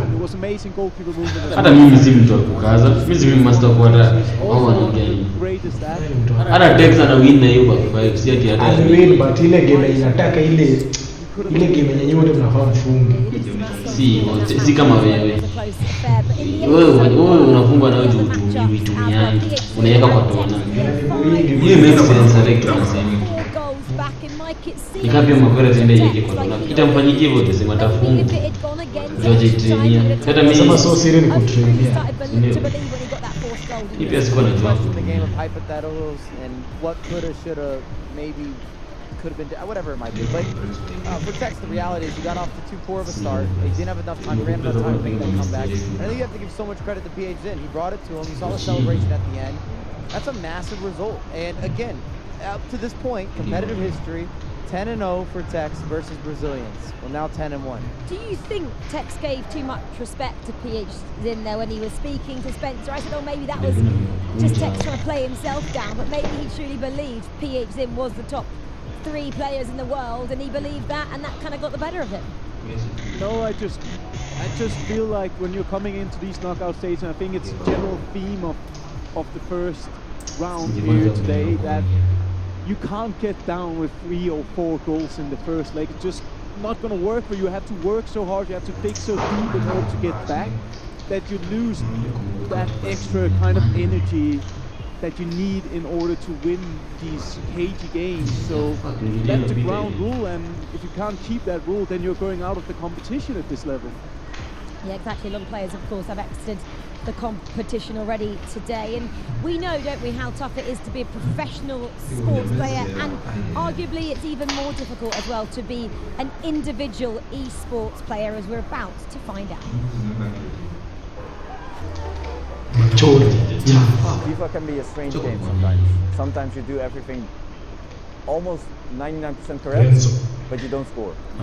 When I was younger, can be a tough game sometimes. You do everything, but you can't win. Come home, play, travel to a tournament, I really haven't like my friends in areas. I didn't talk to anyone. And it's just such like a negative place to be in, because I go to a tournament, I got all the pressure on me to win, I come back home, and then like there's no out of the headspace. When you lost, you feel away from home, but you don't have the pressure on your families, of your relatives. Okay, shatoka kwa tona kabisa. Like we talk about losing stuff, I'm really emotional, like why? You know what I mean? Like I'm trying to push myself to be better, so don't feel like that again. Win Nicholas. Every player has to find their own way in that sense. They have to balance their own life. Maybe you need more practice, maybe you need less practice, maybe you need more like be social, but yeah, you have to find your own every balance. sport. Basically, if you ever start to feel yourself Every sport, everything. like having help on stuff, just try and take a step back. Nilitoshitwa machozi nje FIFA.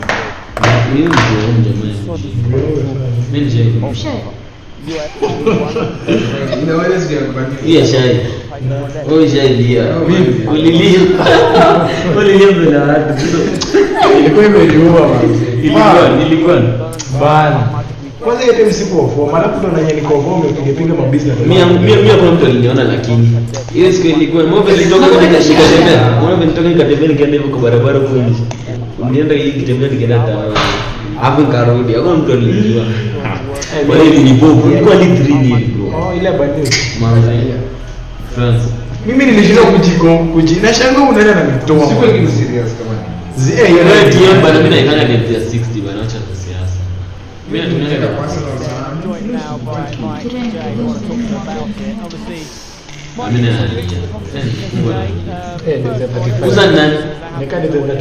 aje sasa. Huyu ni Mike Jiwe. Amekuja kusema, anasema so many good players here, and I'm just happy to be here, to be honest. And you talked a lot about maybe this being your last one. Oh, alikuwa na retire. Official retirement for you now. What's the future hold?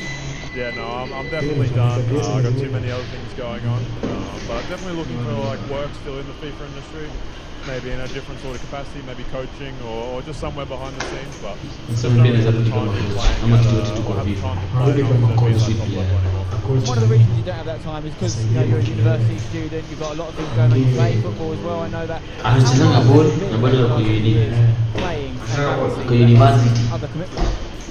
Well, like last year, I didn't have those other commitments, so I was sort of focusing on FIFA sort of semi-full-time. So as soon as the other commitments started piling on, it just becomes almost impossible to balance them all. And that is the kind of reality of it, isn't it? If you want to be a serious FIFA player, you can't really do anything else. You know, what's that like for you day to day when you do practicing, grinding? You know, does it get difficult at times? It's a little bit tedious. You're doing the same things over and over again, and much as you know, guys, it's hard work. You're winning prizes, fans and all that sort of stuff. But if you're losing, FIFA, Messi Esports umechapa hawa. Ndio mtu ambaye kulia tu. Wewe kulia, hadi sasa kulia. Tumeateni kidogo. Taska skuli atijua umenichapa ama. Nijua ndio kuwin. Sasa nilia juu umenichapa. Ilikuwa nililia juu ilikuwa juu msema umenichapa.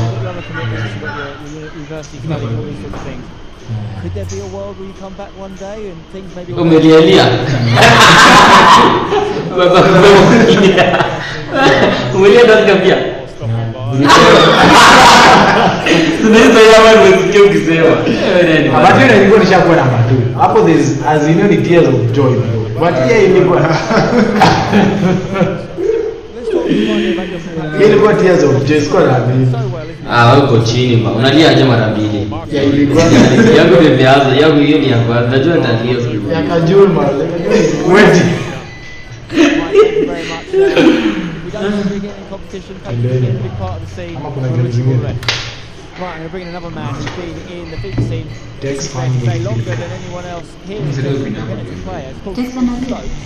Stokes, first of all, let's talk about the tournament. We haven't had a chance to analyse it. I'm guessing you were disappointed with the group stage? Oh yeah.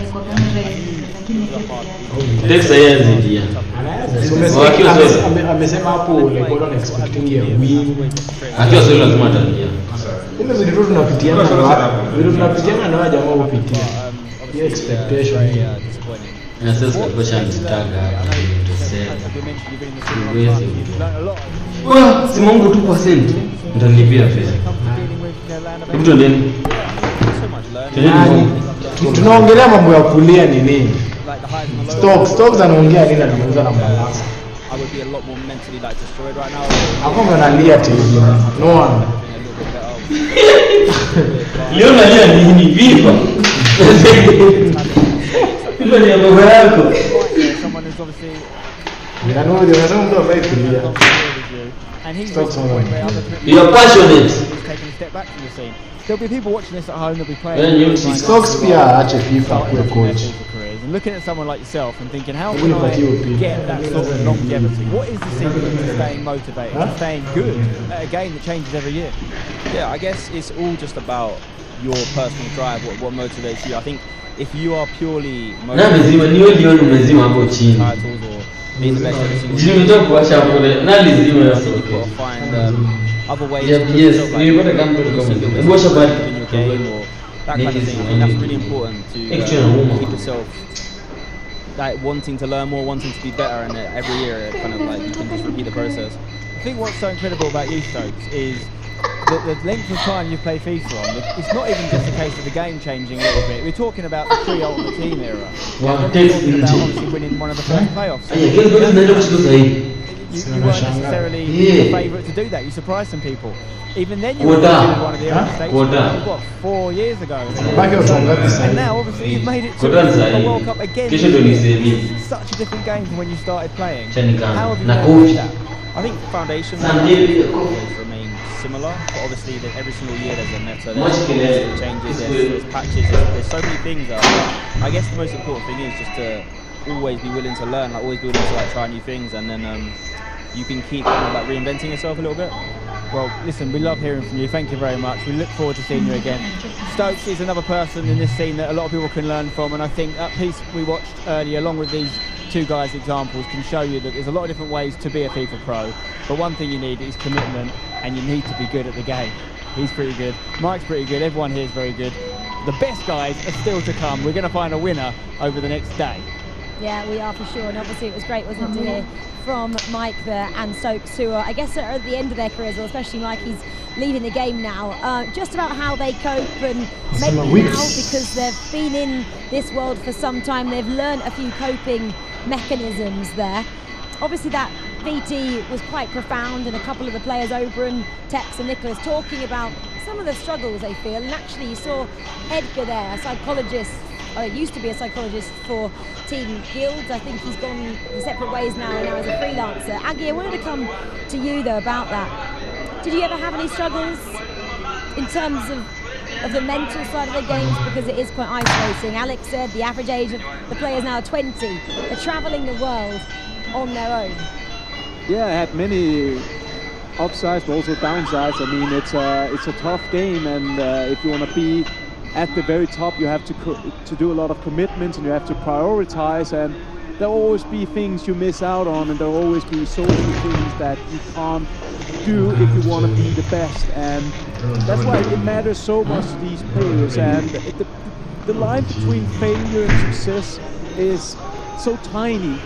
So if you don't win it all, and there can only be one who wins it all, it's a failure for you, because you're only looking at that first place when you're competing here, and it's so tough. These people that like Edgar as a psychologist, and having a coach like Alex in your corner, and even watching someone like Mike as well on stream can give you that energy and maybe that happiness again back in the game that you need. Mark 11 Montaxa. Wajiga Brun, ai lazima nione. Hii game ni kali. Atondeni niona. Ndio hizi round. Sasa hivi mapema. Nani? Ndio hizi round. Kama namba 10 mtu ndiye. Just the 8 goals in his round of 16 game. He takes on matchup. I actually saw the stats coming through. 34 goals for the entire tournament. He got 10 last time out. You might have missed a couple, so that many, like, it was just ridiculous, to be honest. I've never seen a knockout game that dominant, it has to be said. There was no real answer back for Abu Maka. The game was done after the first leg, and he's not stopped with 1 bit against RVP legend. Machore ni kazi ya kuishi. Kuishi na kumbele. When these two, if ever, may have matched up, they actually matched up in the first FTS this year. And it was RVP legend that won 6 goals to 5. If you know FIFA Esports, FTS 1 was a very long time ago. A long time ago. And somehow, they both avoided each other in the bracket play, bearing in mind that RVP legend won one of those late FTSs. And that's what's also so impressive. You're playing a game in December, which, through the changes of meta, through the changes of gameplay, through the changes of players as well, the promo items, to still be here. You're playing in Qualifier 1, you're playing in the last FIFA event of the season.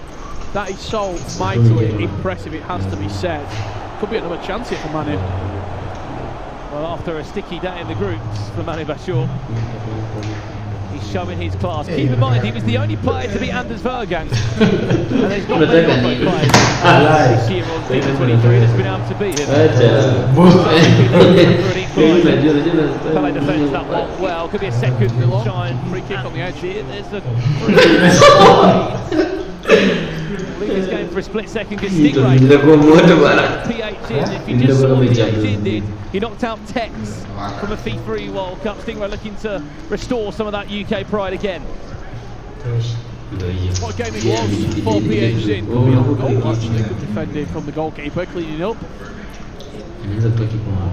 You probably just thought, you need to avenge this. Was Tex going to find that 5th goal? Was he going to take it? I saw a tweet from him very shortly after he just got eliminated and say PhD very well could be the favourite to win this trophy and lift it up like he did 4 days ago. Ball into the box. Which way has Team Hully's Dutch player. You could argue this is a rematch of the former player as well. RVP legend used to be a Team Hully player. Manu Bashir is scoring goals for fun. 12 goals scored today in the knockout stage. Only conceded 2.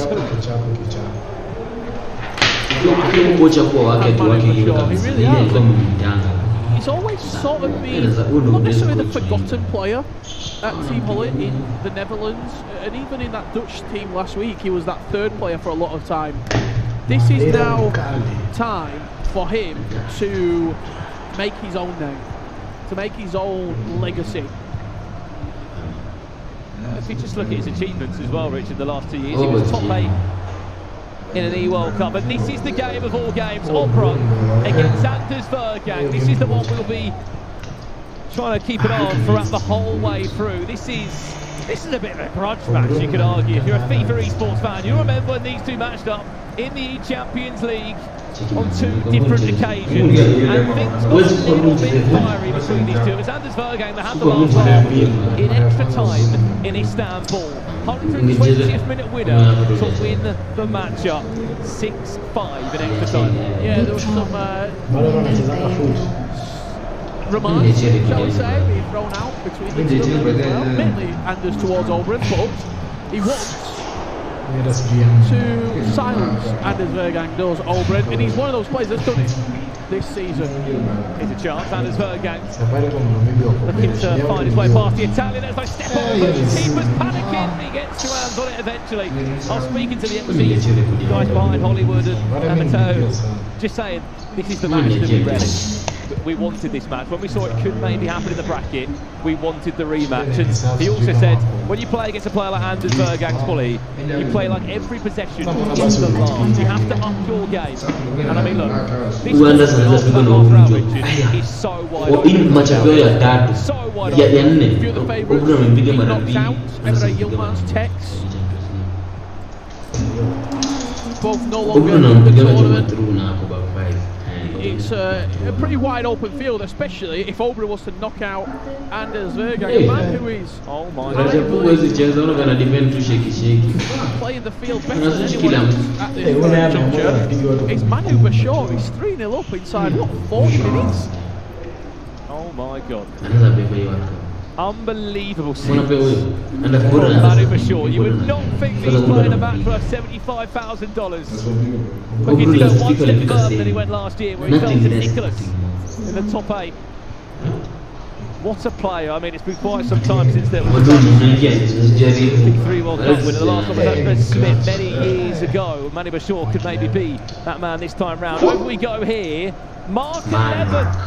I mean, look, he's playing the tournament of his life in the first ever FIFA World Cup. He is flying the flag high for Australia, and more importantly, that Oceania region. The footweights as well. They'll be very happy with the recent pickup. What were it announced 10 days before the World Cup got underway. Guaranteed 40k, guaranteed exposure at the biggest event of the year. Back to this one for a split second. Match of the round in our opinion. Si like lazima tu useme hivyo, but hata zanakuwa kucheza na hivyo. Simekuwa nikiwatch video.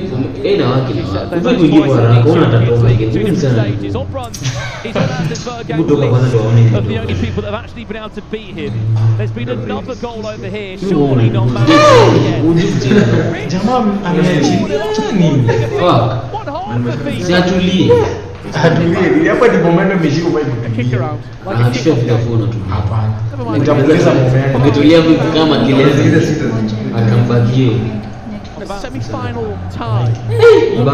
Basically after 6 minutes of FIFA. I was about to say, that game could be done after one leg, it could be done after one half. 4 goals to 0. Incredible. Here's a chance, Anders Vergang could be breaking through, Mbappe, big chance for Anders Vergang.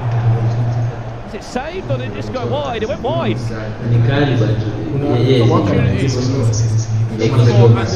Flashed by there.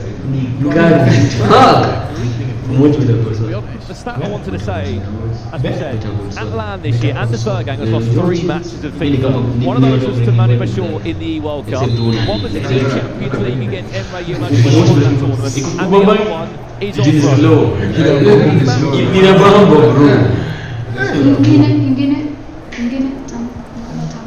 ni venye tu ni slow but inabamba. Lupin actually good, but story yake this is he's so sharp. Iko feeling but actually let us speak. Iko fit actually. Okay,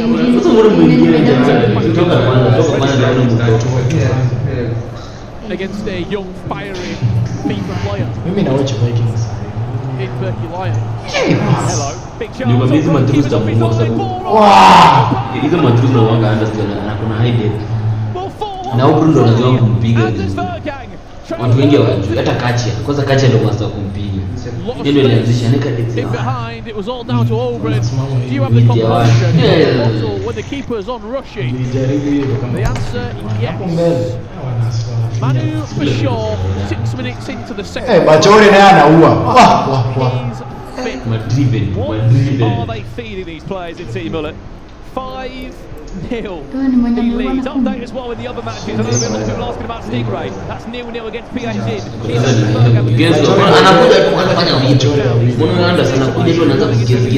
I think for Manu Bashar, anytime I spoke to him, whether in the groups, after day 1 at the hotel, he was disappointed. After the second day, he was disappointed. Even today, like before that round of 16 game, he was sort of like, I've got so much more to offer. We're seeing that ball right now. In a game and a 56 minutes of FIFA, he scored 15 goals. He scored more goals in a game and a half than most people have the entire tournament. And if he keeps going on this streak, we know who awaits him.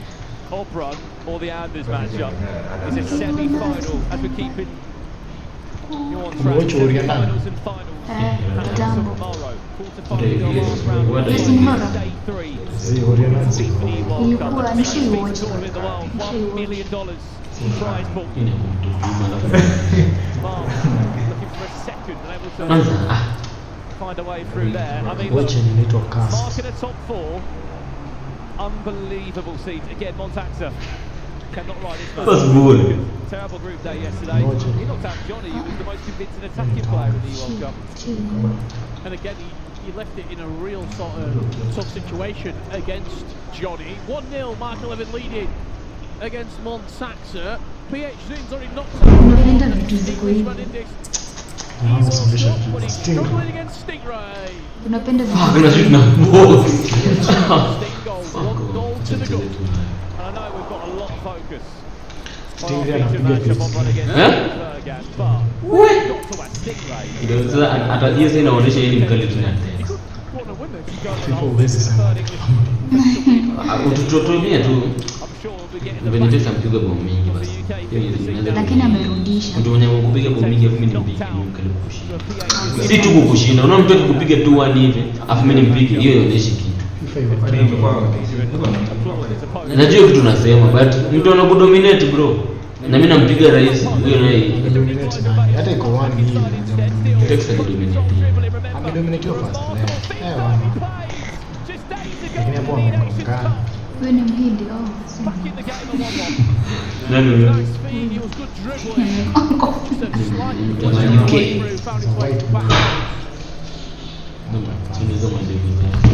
For PHZ. Oberon Anders. Watch There's been a goal in the matchup. Very nice. Back in the time, we said this is going to be nip and tuck this one. 50 minutes on the clock. I mean, look at the times they've played before, Richard. You've had 6-5s, you've had 6-5s, 7-5s, 10 to win feats are guaranteed between those two.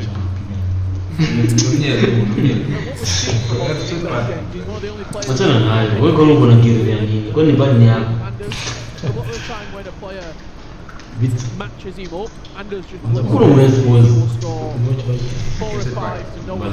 The Vikings in the The secret sauce. Si Vikings banana. Hala sana. Ni kali. Ni slow kama tu ingine. Mimi just watch me but say it's Zaki ni wazimu. Yeye celebrate sasa, anajua huyu ni nani. Sasa anajua hata kile kielewa. Anajua huyu ni nani. Zamani mpigia kama trupa zingine za ulit. Sasa ana ulit. Atampiga atutambui huko. Sasa kuingia timu moja. So unapaswa kupiga tena ndani. Amesponsoriwa na Red Bull. Giving it large to the audience or Ni ya Red Bull. Savage on the top goal scorer list. A goalkeeper that's become more than a goalkeeper, much more. There's another goal. 11. Watu watano hapo na ndio mjibu. Watu watano huko juu tu busy goal. Una switch nyingi. Una ujui kucheza. Wale na chukia watu. Mark 11 and also a nation that in terms of FIFA Esports has sometimes been disrespected when you look back. Watu watano wote wamejaza. Sasa na timu yetu tu build up. Wewe chini ndio increase nini? Space ya mata. Hapana. Pass. Offside, Montaxa. Let's jump back if we can. Fika. Unafanya nini? Wala leo mambo. Imekuwa Dion. Stingray against T18 in its closing stages, 87 minutes on the clock. Una switch. For those that are wondering, Manny Mashore is still 5-0 against RVP legends. Just saw Mark 11, 2-0 he leads against Montaxa. Here's Anders Bergan looking to end leg 1 the best possible way.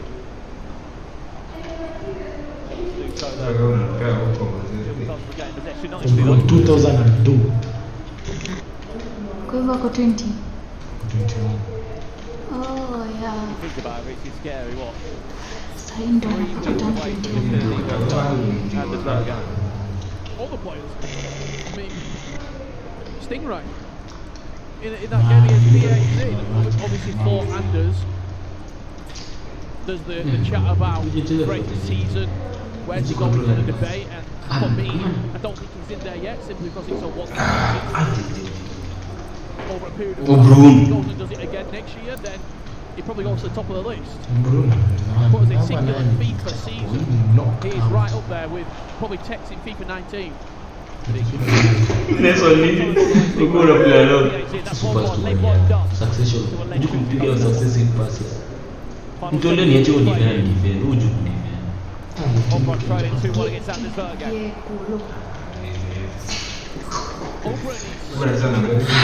Sort of areas in around the box. He can spread the play out wide. He's got a cross to the back post. But he's also tricky in those areas. It's the pause we've got. That'll give us a good chance just to check out Manny Bashaw's game if we can. To see the closing stages there. I mean, Rich, is it done? Tunapitia sijakaa sijui. Just going for done. Completely done in my eyes, especially if he gets a sixth right here. Just a remarkable performance from Manu Bashaw. 5-0 after the first leg. He's hitting a ceiling that even Niko hivi sijakaa sijui sijui kwa kuja na kuja. Dutch FIFA Esports fans probably didn't think was there. Last year it was this moment in the tournament. It was a Mark 11, Mark 11. Same is right, go same. The first leg, Abu Mak is 6-0 in the first leg. 5-0 here as well. We saw that. Mwenye nawina niza na katika yanda na huko. Mwenye nawina. Hizo game list hizo mchezo. Shida ni wazachizo saizi. Shida ni second leg. If you're beating people by 6 and 5 in one leg, Kwani na stream kwa gari.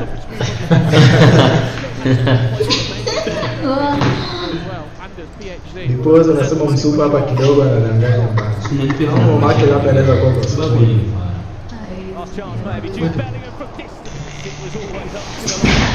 Mimi ni 1400. Anaweza angalia. After mimi ndanganya tangalia. Atatuma ndio atakuja confirm. just looks so simple, doesn't it, in that corner? He's man on the pitch. Yeah, there's been so many goals from set play. That's a really big interception. Anders, just with that player out wide there, Pele, could have been in on goal if the through ball came quick enough.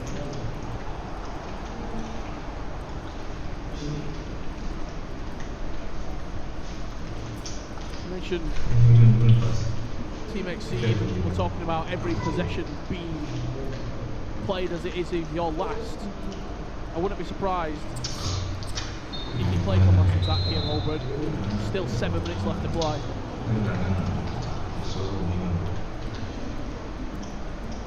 See if we'll get the ball back. You might just, or alternatively, we might find ourselves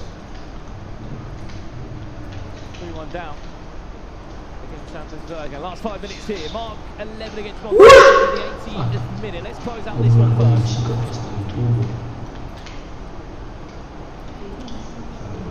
Oh, you're rushing that one. No way through. Pressing down. Can't find a winner on the ball though.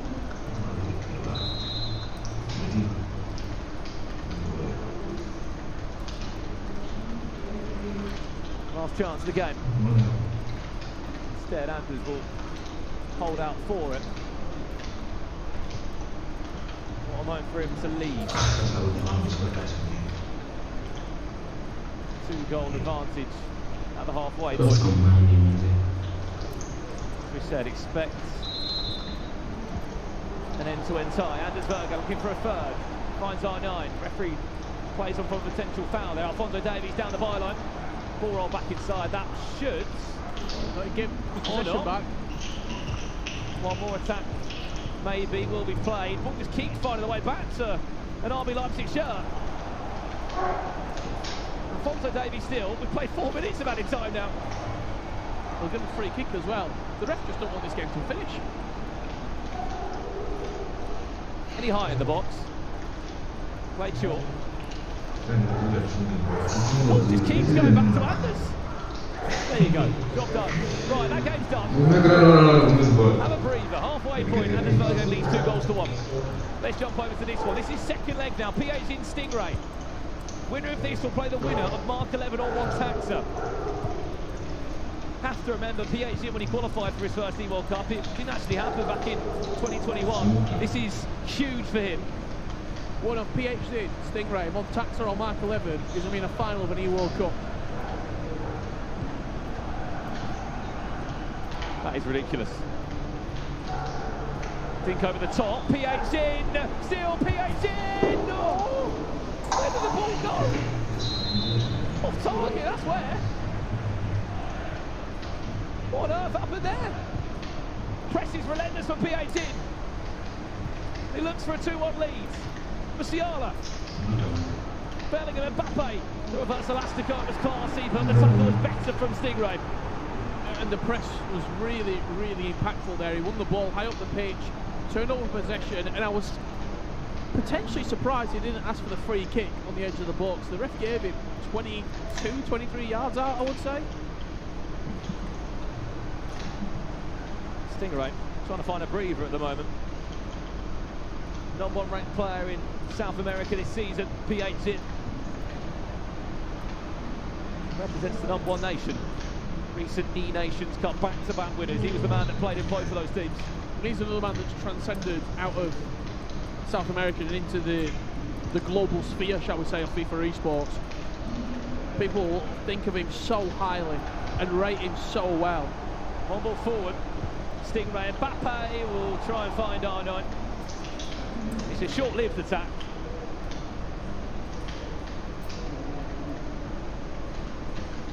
We saw PH in a Conmebol Libertadores final, losing on penalties to Bechada. Imagine he wins that penalty shootout. Could be looking at an eworlcup, an E-Nations Cup, and your domestic trophy. When I love video.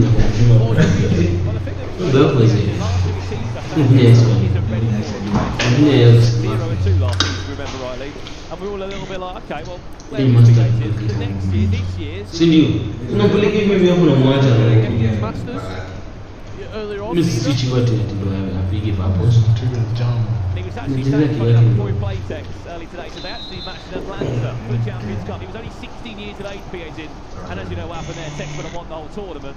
A few years on, FIFA Esports can be a funny place for a player that just looks like a completely different best at the moment, does PA's in. Got his hands full here though with Stingray. Still 1-1 this is. Here's R9. There's the step over. There's the corner. Good defending from Stingray. The best defender, as we said, left in the competition. Well, he's been put under immense amounts of pressure, it has to be said. PH He's not allowed him any easy pass whatsoever.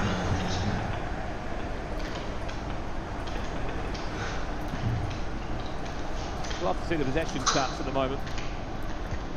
PA's in has had so much of it.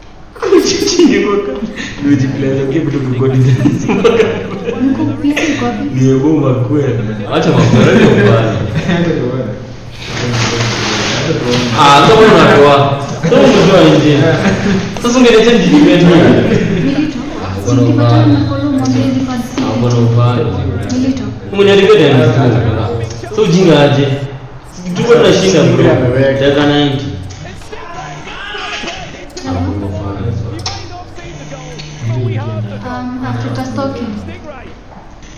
Tell you what, I'll get her on a play, Richard. He counter-attacked well, the ball went out wide. Ingia ndani, kuna virago fulani, kuna virago fulani.